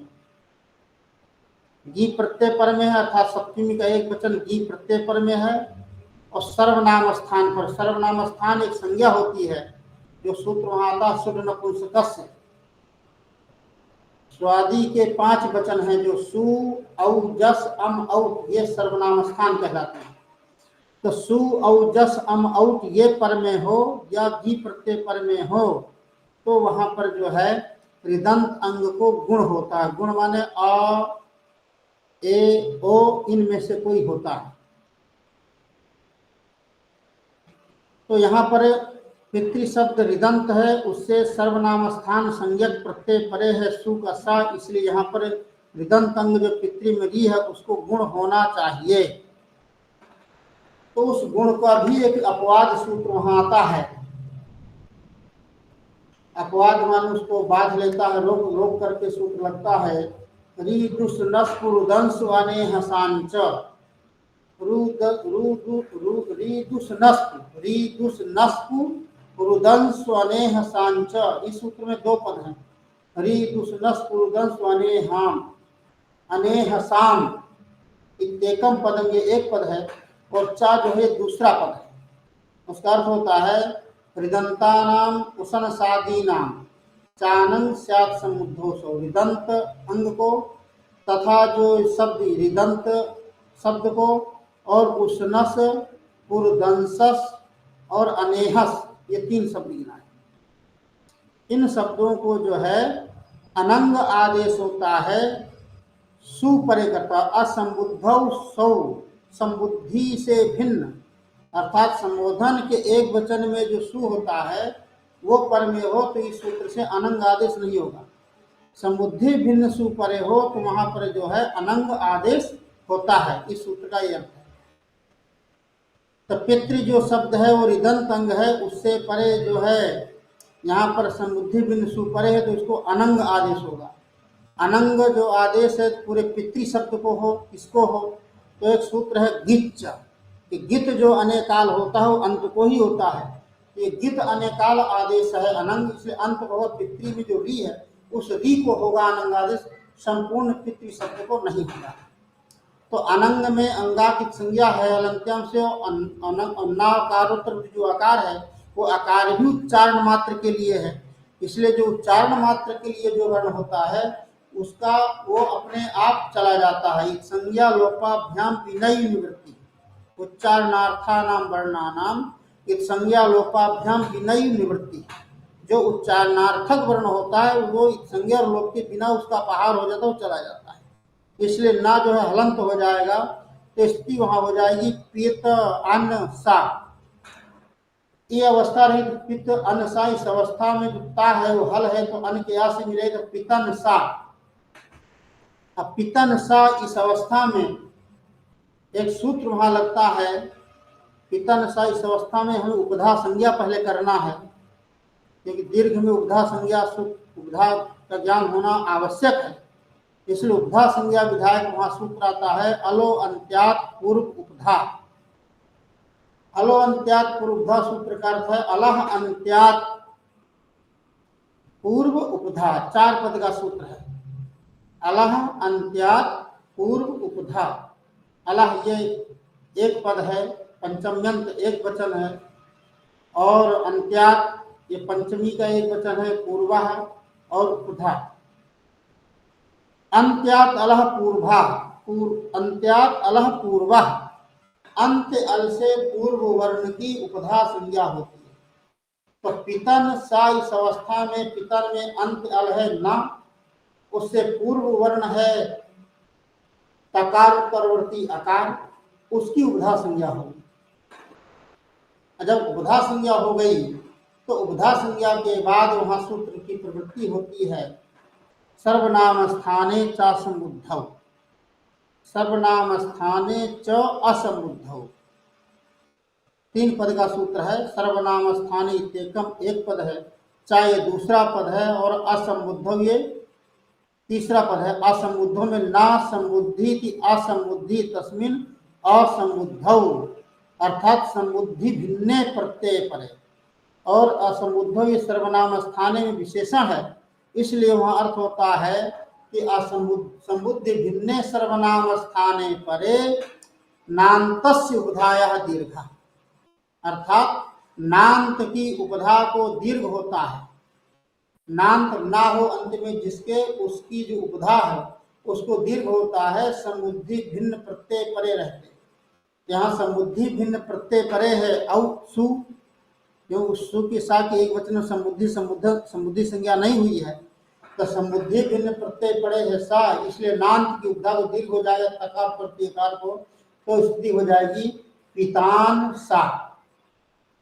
अब पितान सा इस अवस्था में सा का लोप करना है हमें, तो लोप के ज्ञान, लोप होने पर पहले हमें अपृक्त का ज्ञान होना चाहिए, इसलिए अपृक्त किसे कहते हैं, तो उसके लिए वहां सूत्र एक आया है अपृक्त एकाल प्रत्यय, एक अल प्रत्यय अपृक्त संज्ञा हो, एक वर्ण वाला जो प्रत्यय हो उस एक वर्ण वाले प्रत्यय की जो है अपृक्त संज्ञा होती है। यहाँ पितान सा इस अवस्था में एक वर्ण वाला प्रत्यय है सा, उसकी अपृक्त संज्ञा हो जाएगी, इसलिए वहां फिर सूत्र लग जाता है हलंग याभ्यो दीर्घात सुतिस से प्रथम हल, हलंग याभ्य दीर्घात सुतिस से प्रथम हल, 4 पद का सूत्र है ये। हलंग याभ्य पंचम यंत है, दीर्घात ये भी पंचम यंत है, असूति सी अपृक्तम हल ये दोनों प्रथमांत हैं। सूत्र का अर्थ होता है वहां हलंग याभ्या में हल गी आप 3 है, अर्थात से परे या दीर्घ यंत से परे या दीर्घ आबंत से परे सूति सी संबंधी अपृक्त हल का लोप होता है। सूति सी संबंधी अपृक्त हल, यहाँ सु संबंधी अपृक्त हल है, ती संबंधी तिगंत में आता है, सी भी तिगंत में आता है तिगंत प्रकरण में। तो हलंत से परे या दीर्घ्यंत अया आबंत से परे सूती सी संबंधी अपिक्त हल्का लोप होता है। तो यहाँ पितान सा, ये पितान हलंत है, इसलिए हलंत से परे जो सु संबंधी अपिक्त हल है सा, उसका लोप हो जाएगा, तो पितान बचेगा। अब पितान में जो ना है, उस ना का जो है नलोपः प्रातिपदिकान्तस्य, सूत्र एक आता है कि नलोपः प्रातिपदिकान्तस्य अर्थात प्रातिपदिक संज्ञक जो पद, प्रातिपदिक संज्ञकम यत् पदम तदन्तस्य नस्य लोपः। प्रातिपदिक संज्ञक जो पद, उस प्रातिपदिक संज्ञक पद के अंत ना का लोप होता है। प्रातिपदिक संज्ञा माने प्रातिपदिक संज्ञा जिसकी हुई हो। तो यहाँ पर प्रातिपदिक संज्ञा हुई है पितृ शब्द की, वही पितृवृत्ति जो प्रातिपदिकत्व धर्म है वो यहाँ पर पितान में आ जाएगा। इसलिए प्रातिपदिक संज्ञक पद हो गया पितान, उसमें जो अंत में ना है उस ना का लोप हो जाएगा, तो पिता शब्द जो है निष्पन्न होता है, पिता। और दो वचन में वहां पितरौ बनता है। उस पितरौ के लिए जो है सूत्र वहां आते हैं उरण रपरा गुण होता है। वहां पितरौ प्रयोग की सिद्धि कैसे होती? पितृ शब्द से प्रथमा दो वचन में औ आता है, पितृ औ रहता है।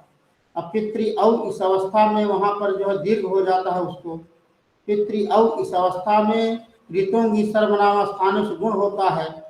तो गुण कौन सा हो? यहाँ री है, तो री को गुण जो है आ होता है। री को गुण जो होता है वो आ होता है, क्योंकि वहां एक भाष्य का प्रमाण है, ऋकार से गुण वृद्धि अरारा वेति भाष्यम। अगर री के स्थान पर गुण करना हो तो आ तथा वृद्धि करना हो तो गुण करना तो आ गुण होता है। और उरण रपरा सूत्र लगता है, उह अण रपरा, उह अर्थात री शब्द के षष्ठी के वचन है उह, अर्थात री के स्थान पर जो अण होता है वो रपर होता हुआ प्रवृत्त होता है। यहाँ अण होना है आ, इसलिए रापर में हो जाएगा, तो अर हो जाता था पित अर औ, पित अर औ, और वहां वर्ण सम्मेलन हो जाता है, तो पितरौ प्रयोग की सिद्धि होती है। इसी तरह से प्रथमा बहुवचन में पितरः बनता है, वहां भी पितृ शब्द से जस आता है, वहां गुण होता है आ मिला पितर सागर पितर। द्वितीया में पितरम पितरौ पितॄन, पितरम पितरौ पितृ पितरम पितरौ में यहाँ भी ऋतोंगी सर्वनाम स्थानीय सूत्र से गुण होता है अर, मिलाते हैं तो पितरम पितरौ पितॄन। तृतीया में पित्रा बनता है, पितृ शब्द से टा में आव पितृयार की कोड़सियन होता तो पित्रा बनता है, पितृभ्याम पितृभी। चतुर्थी में पित्रे गुण होगा, वहां यण होगा, वहां पितृ शब्द से गे आएगा, गे में पितृ कोड़सियन हो जाएगा, पित्रे पितृभ्याम पितृभ्याम। पंचमी में पितुः बनता है। पितुः कैसे बनेगा? पितृ शब्द से पंचमी वचन में घसी आ, घस में अस और पितृ अस रहेगा, तो वहां पर पितृ अस इस अवस्था में एक सूत्र है, वहां रित उत, रित उत सूत्र का था रित उत माने रितः गसी गसोरत उदेका देशा, रितो गसी गसोरत उदेका दे माने रितः माने कि रिदंत से परे, रिदंत से परे पंचमी है, तो रिदंत से परे गसी गस संबंधी आ को उ होता है, उदेका देशा। गस गसोरत माने रिदंत से गस संबंधी उ पड़े हो, तो पूर्व पर्यवस्थाने उत एकादेशा, अर्थात हर्ष उकार एकादेशावधि पूर्व पर्यवस्थाने। तो अत्र यहाँ पर पितृ अस इस अवस्था में जो री है, पितृ में जो री और गस वाला जो अस आ है, उस री और आ के स्थान पर उ होता है। तो उरण रपरा रपर रापर में हो जाता तो उर होता था, पित उर और उधर सा बचेगा, पित उर स। जब पित उर सा है तो सा का जो है सूत्र है वहां राक्षस से, रेफात पर से संयोगांत से सस्य लोपा, रेप से परे संयोगांत सा का लोप होता है। यहाँ रेप से परे संयोगांत जो सा है उस सा का लोप हो जाता है, तब पितुर बनता है, पितुर। और रा का जो है विसर्ग हो जाता है खरसान विसर्जनीय से, तो पितुः बनता है। पितुः पितृभ्याम पितृभ्याम। षष्ठी में पितुः पित्रोः पितृणाम, और पितृणाम में क्या होता है? पितृ शब्द से आम होता, पितृ आम है, वहां रसनुट पितृ नाम। अब पितृ नाम में यहाँ पर री है, इसलिए वहाँ रेप तो है नहीं कि अटकुपांग नंबुआई की सूत्र से ना कोणा हो, इसलिए वहाँ एक वार्तिक बनाया है रिवर्णान नस्य णत्वम, कि री वर्ण से परे ना कोणा होता है तो ना कोणा हो जाता तो पितृनाम बन, पितृनाम और नामी सूत्र से दीर्घ होता है तो पितृनाम, पितृनाम सप्तमी एक वचन में पितरी बनेगा, क्योंकि पितृ शब्द से गी आता है, पितृ गी रहेगा, पितृ ऋतोंगी सर्व नाम स्थान से गुण हो जाएगा, तो री को गुण आ हो रपरा हो जाए तो पितर की मिला दी पितरी, पितर पित्रो पितृसु, ऐसे इसका रूप बनता है पितृ शब्द का। तो पितृ शब्द निष्पन्न हुए, पिता पितरौ पितरः पितरम पितरौ पितॄन् पित्रा पितृभ्यां पितृभिः पित्रे पितृभ्यां पितृभ्यां पितुः पितृभ्यां पितृभ्यां पितुः पित्रोः पितॄणां पितरि पित्रोः पितृषु, इस प्रकार से पितृ शब्द जो है निष्पन्न हुआ है।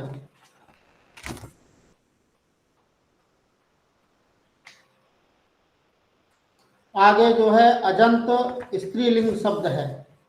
अजंत स्त्रीलिंग शब्द में रमा शब्द आया सबसे पहले।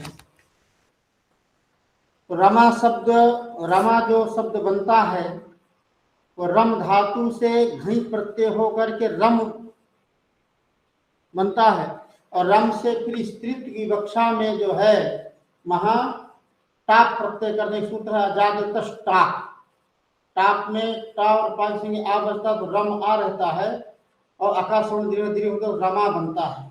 रमा शब्द ऐसे रमु क्रीडायाम धातु है, उस रमु क्रीडायाम धातु से जो है अच प्रत्यय होता है, नंद ग्रीन पचादिभ्यो लेडुल नचा सूत्र है, उस सूत्र से अच प्रत्यय होता है, अच में आ बचता है, रम बनता है, रम से टाप प्रत्यय हो गए, रमा शब्द निष्पन्न होता है।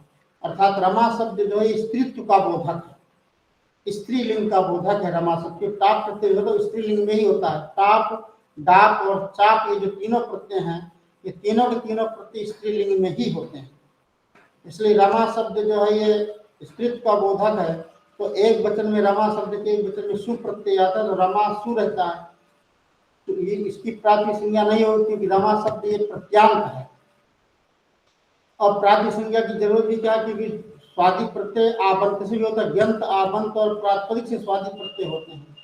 ये आबंत शब्द है, इसलिए सीधे सोजस्वर सूत्र से स्वादि प्रत्यय प्रथमा एक वचन में सु प्रत्यय आ जाएगा, रमा सु रहेगा, और सु में सा रमा सा रहेगा, और सा को जो है फिर हलंग्याभ्यो दीर्घा सूत्र से प्रथम हल जो सूत्र है, तो हलंग्याभ्यो दीर्घा सूत्र से प्रथम हल सूत्र से वहां सु के सा का लोप हो जाएगा, तो रमा प्रयोग बनता है। और दो वचन में रमे बनता है, रमा शब्द के प्रथमा विभक्ति के दो वचन में रमे बनता है, उस रमे के लिए सूत्र आया है वहां औंग आपा। औंग आपा दो पद का सूत्र है, आपा एक पद है, औंग दूसरा पद है, औंग आपा अर्थात औंगा एक षष्ठ्यंत है, आपा एक पंचम अंत है, अर्थात आवंत अंग से परे, आवंत अंग से परे जो है औंग को शी आदेश होता है। तो रमा शब्द से प्रथमा दो वचन में औ आता, रमा औ रहता, औ को औंग आपा सूत्र से औंग को सी होता, सी में ई बचता है क्योंकि सी में सा के लसक होता, द्वितीय से संज्ञा हो जाती है, पीछे सूत्र जो हम पढ़ाए, और आद गुणा सूत्र से गुण हो जाता है तो रमे बनता है। और प्रथमा विभक्ति के बहुवचन में रमा बनता है, रमा शब्द से जस आता है, जस में यस रमा अस, और प्रथमयो पूर्व सवर्णा सूत्र से पूर्व स्वर्ण दीर्घ होता है तो रमास बनता है, और साकारुक्त विसर्ग होता है तो रमाह बनता है। और संबोधन में हे रमे हे रमे हे रमाह बनता है। हे रमे के लिए सूत्र आया एक वचन में समुद्धौ च, आप एकारा स्यात् समुद्धौ, आवंत अंग को ए होता है समुद्धि परे रहे, एक वचन में समुद्धि सूत्र से एक वचन की समुद्धि संज्ञा होती है, तो हे रमा शब्द से संबोधन अर्थ में एक वचन में सु आएगा, हे रमा सु, सु में सा, हे रमा सा। इस अवस्था में समुद्धौ च सूत्र से जो रमा में जो माँ में आ है उस एक माँ आ को ए हो जाता है तो हे रमे सा रहता है, और सा को जो है एक ह्रस्वात समुद्धे, एगंत अंग से परे या ह्रस्वांत अंग से परे समुद्धया और सा का लोप हो जाता है, यहाँ सु के सा का लोप हो जाता है तो हे रमे बनता है। तो हे रमे हे रमे हे रमा, हे रमे अम्बापा वहां लगेगा तो रमा उसी तरह बनेगा। द्वितीय में रमाम बनता है, रमाम रमे रमा। रमाम में रमा अम इस अवस्था में अमी पूर्वा से पूर्वरूप होता है। रमा सबसे द्वितीय वचन में अम आएगा, रमा अम अमी पूर्वा रमाम रमे रमा। तृतीय में रमया, रमया सूत्र प्रयोग तृतीया एक वचन में रमा शब्द से रमया, उसके लिए सूत्र आया आंग चाप, आंग ओसी चाप एकारः। आंग अथवा ओस पर में हो तो आबंत अंग को एकार होता है, आपह एकार, आप मन आबंत अंग से एकार। तो यहाँ पर जो रमा शब्द से रमा आ है तो यहाँ आंग पर है। आंग क्या, तृतीया के पीछे बताया आंग इति टा संज्ञा, तृतीया एक वचन जो टा को ही हम आंग बोलते हैं। तो यहाँ आंग पर में है तो रमा में जो माँ में आ है उसको ए हो जाता है आंग चापा सूत्र से, तो रमे आ अयचो यवा यवा सूत्र से ए को अयादेश हुए तो राम अय आ, वर्ण सम्मेलन होता है इसलिए रमया प्रयोग की सिद्धि होती है। रमया रमाभ्याम रमाभि, यहाँ कोई बात नहीं, रमा सबसे भ्याम आएगा और द्रवोचन भीषा रमाभ्याम रमाभिस साकारुक्ति विषय। चतुर्थी में के लिए सूत्र वहां आता है अडापह, प्रयोग बनता है रमायई। रमा शब्द से ज्ञा था, रमा ज्ञ में ए बचता, रमा ए, रमा ए इस अवस्था में वहां पर याडापा, आपो गीतो याट माने आबंत अंग से परे गीत को याट का आगम होता है। तो आबंत अंग है रमा, उससे परे गीत है ए, उसको याट हो जाए, याट में टा की संज्ञा से या बचेगा तो रमा या ए, रमा या ए इस अवस्था में वृद्धिरेच या में जो आ है और गे वाला जो ए है तो उसको वृद्धि हो जाती है तो रमायई बनता है, रमायई रमाभ्याम रमाभ्यः। पंचमी में रमाया, रमा गस गस में अस, रमा अस, वहां भी याडापस याट होता है तो रमा या अस अकाशवर्ण दीर्घा से वहां या में जो आ है और अस वाला दीर्घ हो जाता है रमायास बनता है, साकार रमाया रमा रमा रमाभ्याम रमाभ्याम। षष्ठी में भी रमाया और दो वचन में रमयो, रमा ओस रहता तो पीछे सूत्र में पढ़ाया आंग चापा है, आंग या ओस परे हो तो अदंत अंग ए होता तो यहाँ ओस परे है तो अदंत अंग आबंत अंग जो रमा में माँ में आ है उसको ए हो जाता तो रमे ओस अयचो यवा सूत्र से ए को अयादेश होता, राम अय ओस वर्ण सम्मेलन करते रमयो साकार रमयो। रमाणाम, रमा शब्द से आम आता है, ह्रस्व नुट ये आबंत अंग है, ह्रस्वंत संज्ञक से परे आबंत अंग से परे नदी संज्ञक से परे आम को नुट का आगम होता है, आबंत अंग से परे आम है तो नुट हो जाता है तो रमा नाम बनता है और अट सूत्र से अणत्व हो जाता है तो रमाणाम प्रयोग की सिद्धि होती है, रमाणाम।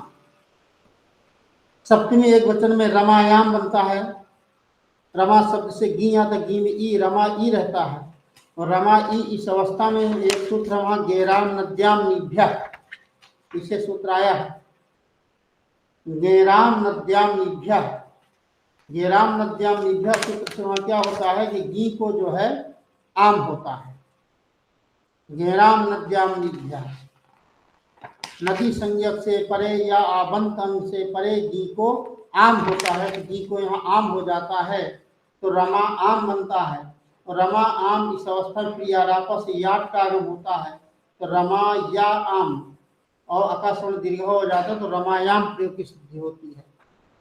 रमयो हो रमासु, संबोधन में रमासु में रमा सुख पाद सिंह रमासु, रमासु बन गया, तस्लोपा स्लोप हो गया पाता। अब यहाँ अदम तंगनी से बहुवचने झले सूत्र से यहाँ आ को ए नहीं हुआ कि इस राम शब्द में रामेश बनता है रमा से रमेश बने तो ऐसा नहीं हो सकता क्योंकि वो ह्रस्व आ को ए करता है बहुवचने झले, यहाँ दीर्घ आ है इसलिए यहाँ पर जो है माँ में आ को ए नहीं होता, रमासु रहता है। ऐसे आकार रमा शब्द जो निष्पन्न हुआ, रमा रमे रमा, रमाम रमे रमा, रमया रमाभ्याम रमाभि, रमायई रमाभ्याम रमाभ्य। पंचमी में रमाया रमाभ्याम रमाभ्य, षष्ठी में रमाया रमयो रमाणाम, सप्तमी में रमायाम रमयो रमासु। संबोधन में हे रमे हे रमा, ऐसे जो है रमा शब्द के रूप निष्पन्न होते हैं। अब आगे ह्रस्व इकारांत जो शब्द मति शब्द होता है, मति शब्द के रूप जो है, कुछ रूप तो हरि शब्द की तरह चलते हैं और कुछ रूपों में अंतर है। जैसे प्रथमा के वचन में हरि शब्द की तरह मति ही मति मतयः, मति ही मति मतयः प्रथमा में उसी हरि शब्दवत चलेंगे। और द्वितीया में मति मति, ये भी यहाँ कोई अंतर नहीं हरि शब्द में। और यहाँ बहुवचन में मति ही बनेगा। वहाँ यद्यप हरि बनता है लेकिन यहाँ मति ही बनेगा, क्योंकि मति शब्द से शस आता है, शस में अस रहता है, मति अस रहता है, प्रथम पुरुषों से पुरुषों दिन हो जाता है, मतीस बनता है। अब मतीस में यहाँ सा को जो है तस्मात् शिशु नपुंसक के पीछे सूत्र आया, उस सूत्र से सा को ना नहीं हो, क्योंकि वो पुल्लिंग में करता है, ये स्त्रीलिंग है, इसलिए यहाँ सा को ना नहीं हुआ। नहीं अगर सा को ना होता तो मतीन बनता, तो मतीस ही रहेगा, इसलिए सा का यहाँ रूप विसर्ग हो तो मती ही बनेगा। तृतीया एक वचन में मत्या बनता है, मत्या मत्या मतिभ्या मति, मत्या जो है मति शब्द से तृतीय वचन में टा था, टा में आ बचता, मति आ रहता है, एक वर्ण से हो जाता मत्या बनता है। मत्या मतिभ्या मतिभि, चतुर्थी एक वचन में मत्ते, उसके लिए जो है सूत्र आया जो है तो रूप बनते हैं, मत्य ही बनता है, नहीं तो मतय बनता है। मति शब्द के चतुर्थी के एक वचन में मत्य ही तो मतय, वहां के लिए सूत्र गीति ह्रस्वश्च, गीति ह्रस्व चा, 3 पद का सूत्र है। गीत ह्रस्व चा का सूत्र का अर्थ होता है वहां यंग वंग स्थानौ, स्त्री शब्द भिन्नौ, नित्य स्त्रीलिंगौ विदूतौ, ह्रस्वौ चै वर्ण वर्णौ स्त्रियाम नदी संगी वस्तु गीति। ये सूत्र का अर्थ होता है कि यंग वंग के स्थानीय हो तथा स्त्री शब्द से भिन्न हो, नित्य स्त्रीलिंग हो, ऐसे ईदंत उदंत या ह्रस्व इवर्ण वर्ण, स्त्रियां मानी स्त्रीलिंग में नदी संज्ञा होती है, गीत प्रत्यय परे रहते, वाई माने विकल्प से होगा, एक बार नदी संज्ञा होगी, एक बार नदी संज्ञा नहीं होगी। तो मति शब्द यहाँ ह्रस्व इदंत है, इसलिए यहाँ पर जो है नदी संज्ञा हो जाती है। जब नदी संज्ञा हो गई तो वहां एक सूत्र है जो है आण नद्या, आण नद्या सूत्र से वहां 8 का आगम होता है। तो मति आ ए, मति आए से उसमें वृद्धि हो जाती है, वहां आ और ए को, तो मति आई, फिर इक्वल से वहां यण होता है तो मत्य बनता है, मत्यई मतिभ्या। इस तरह से पंचमी में भी मत्याह मतिभ्या, षष्ठी में भी मत्याह मत्योह मती नाम, और सप्तमी में मतौ बनता है, उसके लिए वहां सूत्र है मत इदुभ्याम। मति शब्द से गी आता, गी में ई बचता है, मति ई, और इदुभ्याम सूत्र से जो है वहां गी को जो है आम होता है, तो मति आम, फिर इक्वल तो मत्याम बनता है। और जब नदी संज्ञा नहीं होती है तो मतौ बनेगा, हरव की तरफ घी संज्ञा होगी, और अच्छघे सूत्र से गी को औ तथा घी संज्ञा को आ वृद्धि होकर मतौ बनेगा, मत्याम मतौ, मत्यो मतिसु। संबोधन में हे मते हे मति हे मतय, ऐसा जो है मति शब्द यहाँ से निष्पन्न हुआ। अब समय जो हुआ 5:45 बज गए, 15 मिनट का समय है। जिसको कोई जिज्ञासा कुछ पूछना चाहे तो पूछ सकता है।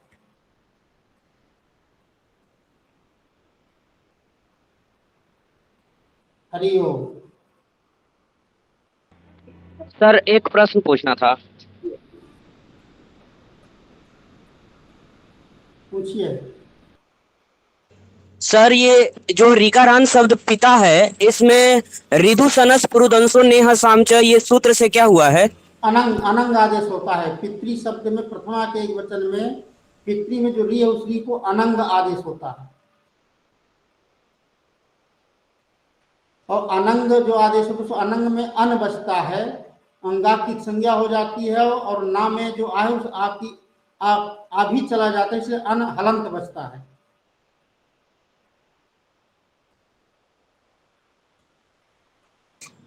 जी सर, जी सर। और नकार का लोप नलोपा प्रातिपदिकांत से और सकार का लोप फल ज्ञा दीर्घा सुति से प्रिक्तम फल। वहाँ स्थिति होती है पितन सा होता है अनंग आदेश के बाद, तो वहाँ सर्वनाम स्थानिक समुद्र से दीर्घ हो जाता तो पितान सा रहता है। अब पितान सा इस स्थिति में वहाँ सा का हलंग या दीर्घा सुति से प्रिक्तम फल से सा का लोप होता है, और ना का नलोपा प्रातिपदिकांत से ना का लोप हो जाता तो पिता बनता है।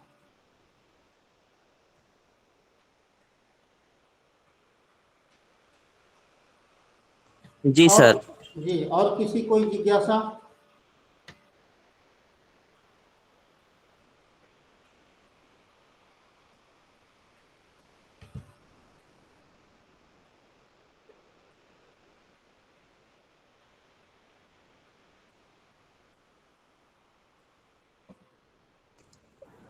सर ये जो मति शब्द है इसमें नदी संज्ञा जो विकल्प करता है कि एक पक्ष में नदी संज्ञा होगा और एक पक्ष में नदी संज्ञा नहीं होगा, वो सूत्र सर कौन सा है? गीति ह्रस्वश्च, गीति ह्रस्वश्च, गीति ह्रस्वश्च सूत्र से वहाँ गीत प्रत्यय जो पंचतुर्थी वचन गे गासी गास गी, चतुर्थी एक वचन, पंचमी एक वचन, षष्ठी एक वचन, सप्तमी एक वचन जो गीत, तो गीत यहाँ जो है, यहाँ पर गीत जहाँ प्रत्यय परे होते हैं वहाँ पर गीति ह्रस्वश्च सूत्र से विकल्प से नदी संज्ञा होती है, और नदी संज्ञा का फल होता है वहाँ सूत्र है आण नद्या से आठ का आगम होता है, और आटस से वृद्धि होती है, फिर इको सिंहण होता है। हाँ जी सर, जी सर, जी सर।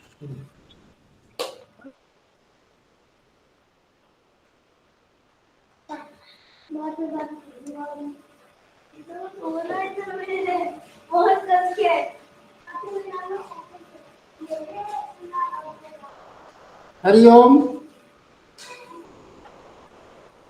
और किसको कोई जिज्ञासा?